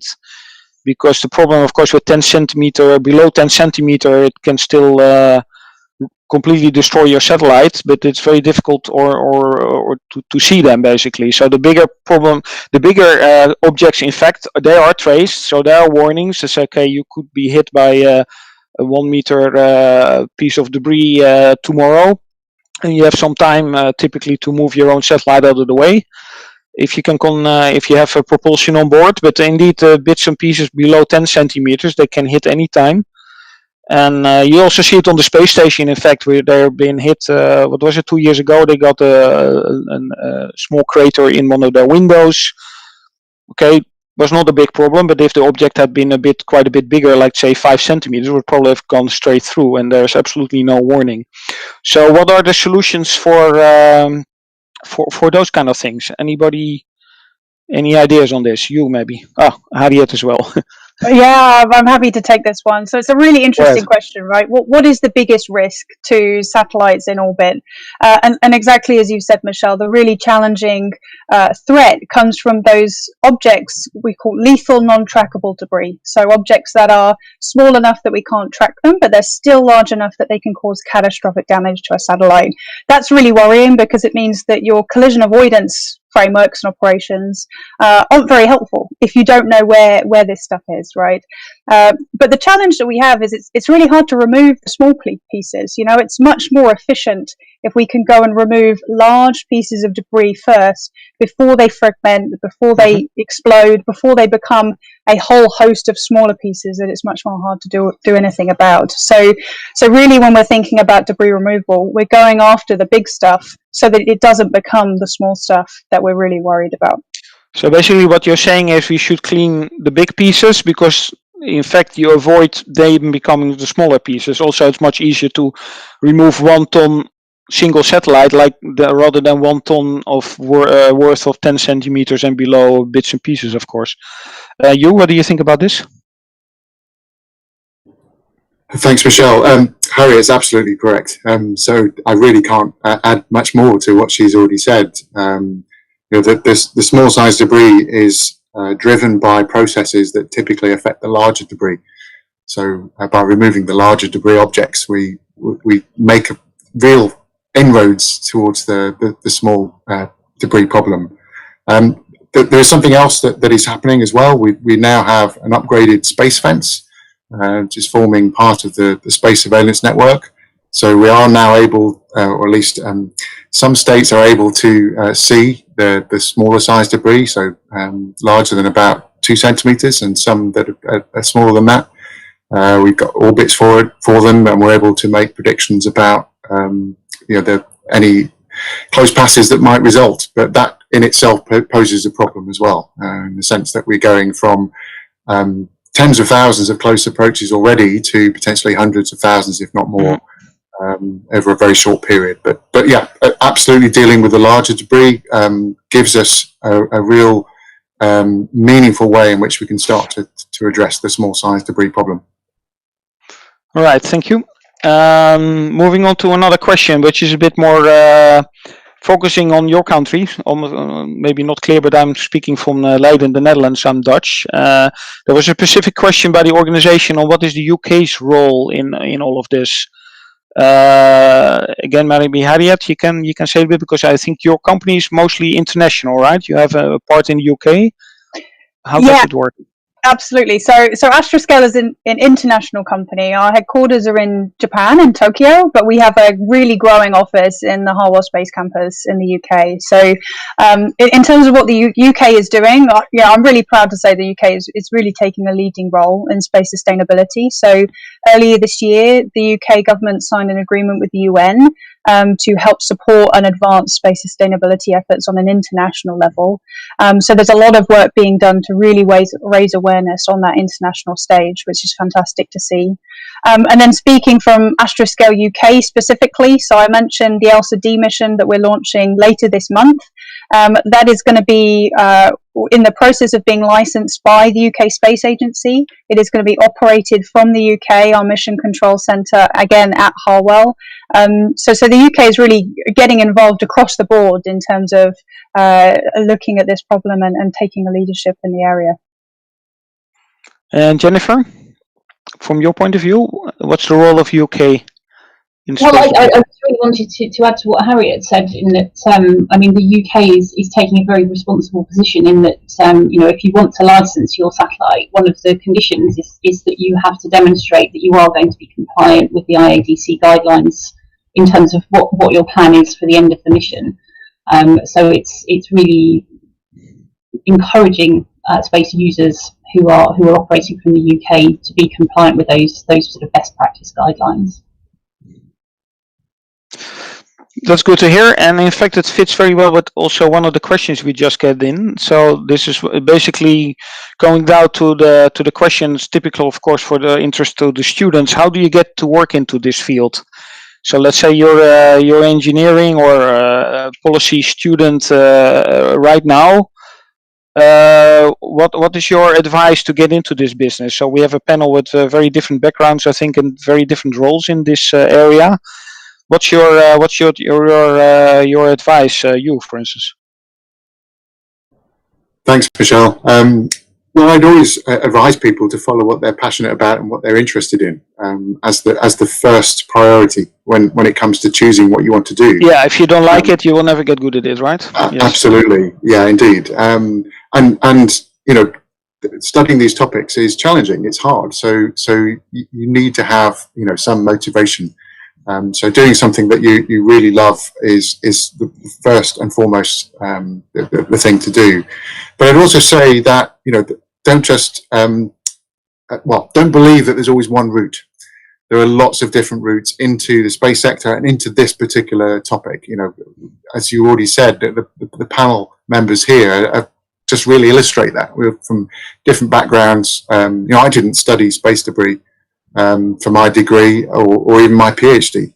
I got into space debris because I learned how to code, and an opening came up for a coder to develop a space debris model. That's how I began in my space debris career.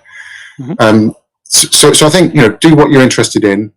Look for the different pathways, and opportunities will be there. I mean, I have supervised PhD students and MSc students on the space debris topic. So I'm pretty sure that Jenny would have done the same, and I'm sure that Thomas is going to be doing the same as well. So there are opportunities.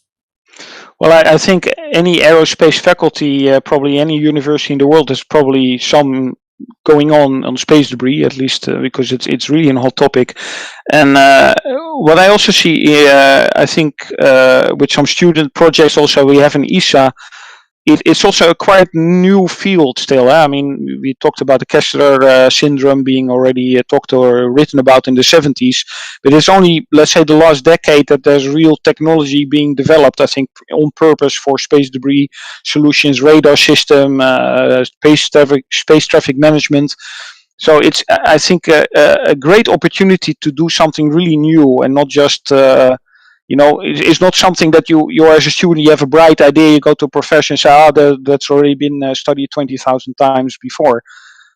This is really like just a question we had: what do we do with the untraceable, the bits and pieces that we cannot track by radar? Nobody has a solution yet. There's not an obvious one that this is the way to do it, and it's already been established as the only way to do it. And even things like reusing satellites. Do we make modular satellites? Do we make Lego satellites that you could take bits and pieces of and build a new one in space? How could that work? Do you need a factory? Do you need people in the loop, or can this be robotic? It's all completely open, I would say. And it's the same, I think, what we also Thomas indicated. The whole policy is not just like the laws are already there and they just need to be applied, right, Thomas? There's a lot of work in your area as well, I think, for new people to come in. Yeah, absolutely. Loads to do. And I think to sort of echo what he was saying, I think the best way, if you're interested in the law and policy side of things, is to find your own path and what works best for you. Because there isn't really a set avenue, and everyone will bring different skill sets to it. I've known people who have come to the law and policy field from an engineering background, and that obviously brings a huge wealth of experience to it. You've then got people who come from a corporate law background, and that's excellent because most of the jobs in the space law world are really just corporate lawyers who happen to work for space companies. So I don't necessarily think you need to be an expert on the Outer Space Treaty. Normal law might be more useful to you as a career path. But also, we've got policy experts who know how government regulations work. That's very important. So I sort of think, figure out what you're interested in, and there is almost certainly a gap in the market for it.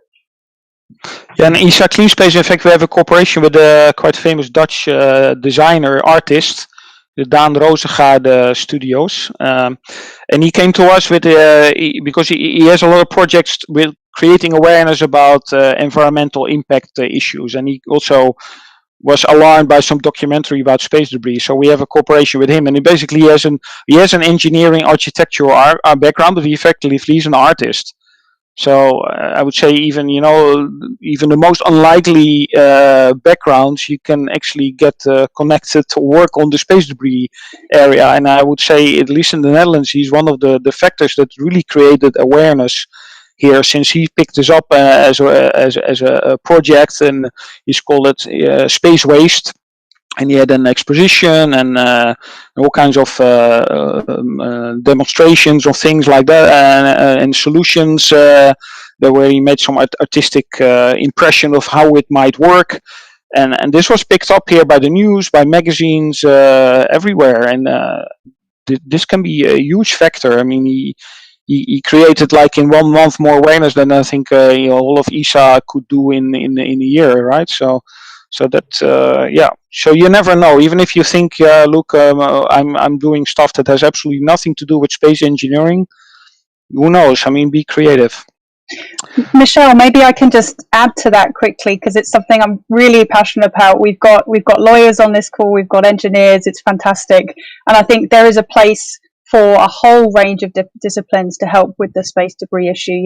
We need more people who have got a business understanding of how do we commercialize these services. We need lawyers, we need communicators, we need engineers, we need people across the board, right? And maybe taking that even one step further, we need people with experience from other sectors who have done this in other fields. So think about the way that we clean up nuclear power plants, or how do we decommission oil rigs? How do we return other environments back to their natural state? And what can we learn from those sectors as well? So it really is a field where you can come in from a whole host of different angles and really play an important role. I think that's an excellent summary of the issue here. Yeah, the issue, the solutions, and the possibilities. How much time do we have left? About 10, right? So maybe we can move to a couple questions. And I see them here in the chat, but I think these we have mostly covered, basically. Any other topics then that we can think of ourselves? So anyway, I encourage the students to put some more questions in, so we have something to answer, basically. And in the meantime, maybe we can explore a bit what are, let's make it interesting. Where are we in 20 years in the space debris arena? So Jennifer, what's your view on this? Can be optimistic, realistic, pessimistic. Oh, well, that's a tough question. I think optimistically, I would expect that we have a very good adherence to space debris mitigation practices. So I think culturally it would be very, very unusual for a mission designer to be planning a mission where they haven't given good attention to what's going to be done at the end of the mission. I think it's changing that mindset, changing that culture. So in the way that you know, I was just thinking the other day about, I was reading an old book and they were talking about just chucking a glass bottle in the waste paper basket, and it actually jarred with me, because I was thinking, you know, I just wouldn't do that. I wouldn't throw glass or plastic or anything that could be recycled just in a normal bin, and that's just become part of how we behave now. So I think it would be nice to think that from a space mission planning point of view, we absolutely would be doing the right thing with new missions. But I think I would, going back to this idea of trying to actually make use of the objects which are already in space, I would love to see something actually being done with those, particularly the large objects. So as Harriet said, what we want to try and do is remove the big objects before they can become small and actually more hazardous and untrackable objects. So my optimistic vision would be that we have sort of facilities in space which are actually starting to be able to scavenge useful materials from probably large rocket bodies, large satellites in GEO, and actually be able to use them to remanufacture new bits of structure, antennas, whatever it might be. So I think the technology could get there. We're definitely not in 10 years going to be at a stage where we can, you know, have a dead satellite goes in one end and a new satellite comes out the other end of some on-orbit facility. But I think if we can at least make a start of trying to repurpose some of that material into something that's actually useful, then I think that would be an excellent ambition. Yeah, actually, we got a question here that feeds straight into this discussion. How does an on-orbit assembly feed in the space? How does on-orbit assembly feed into the space sustainability issue for larger craft science missions? So I interpret this question can be basically build space science missions in space out of space junk. And well, my personal view is that indeed this is very tricky, at least speaking from ESA point of view, because the science, especially the science missions, are always, you know, the latest and greatest technology. So you're not particularly interested in using a 20-year-old computer from another satellite to put in your new James Webb Space Telescope, for instance. So this might be actually, and there are very few of them, so relatively. So I personally would see that more in things like telecom, or you know, especially these mega constellations. Maybe there would be some way you could mention, for instance, you have a mega constellation, one satellite, the solar array breaks, on the other one the computer breaks. If you put them combined, at least you can make another new working satellite out of it.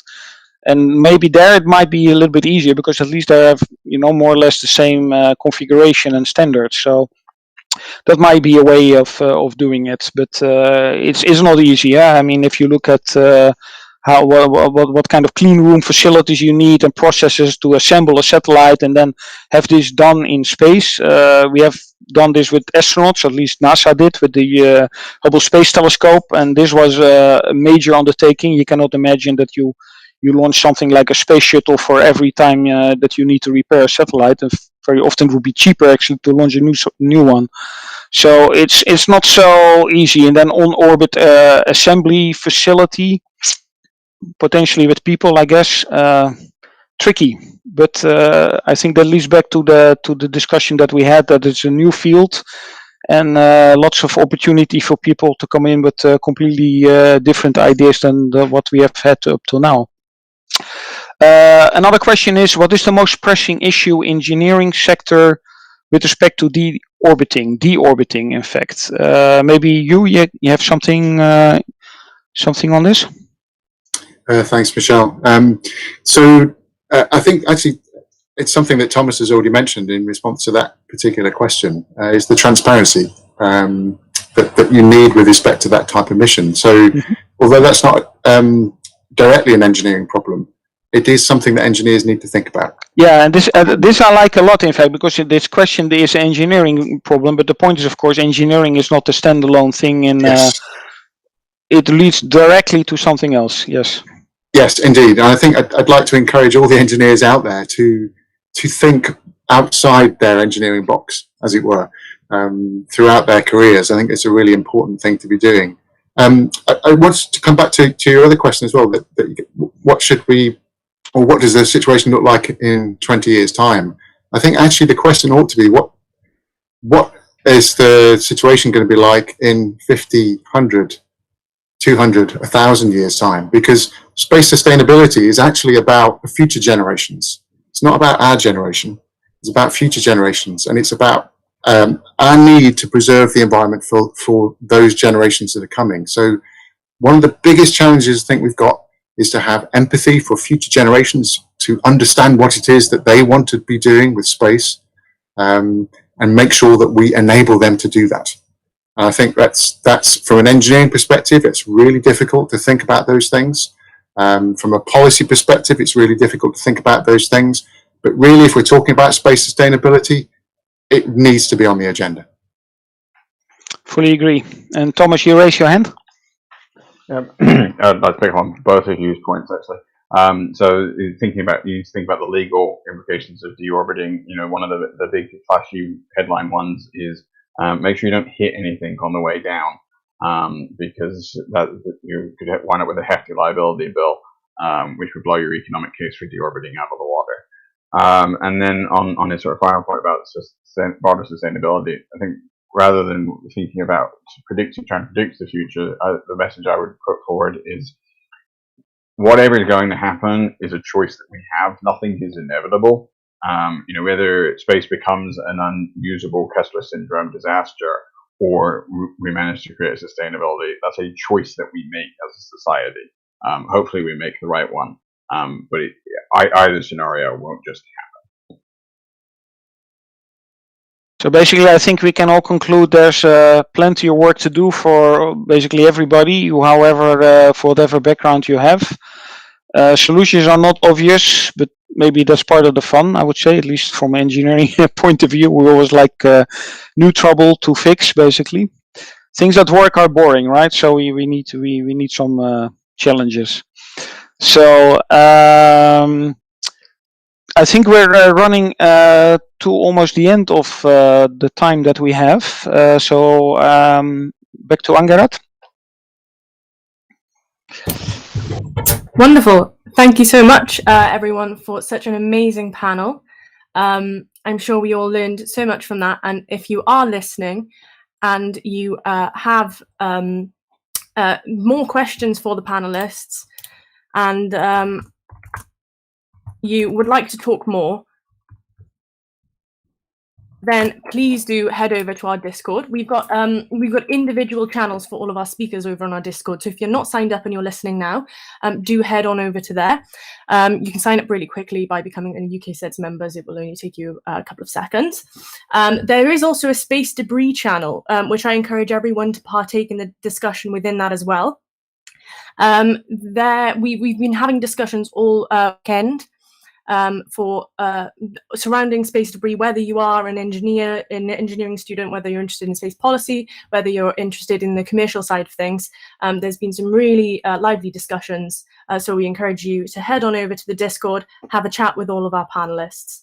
And we're going to take a short break now, and then we'll come back for the concluding remarks of today's NSSC. Thank you very much.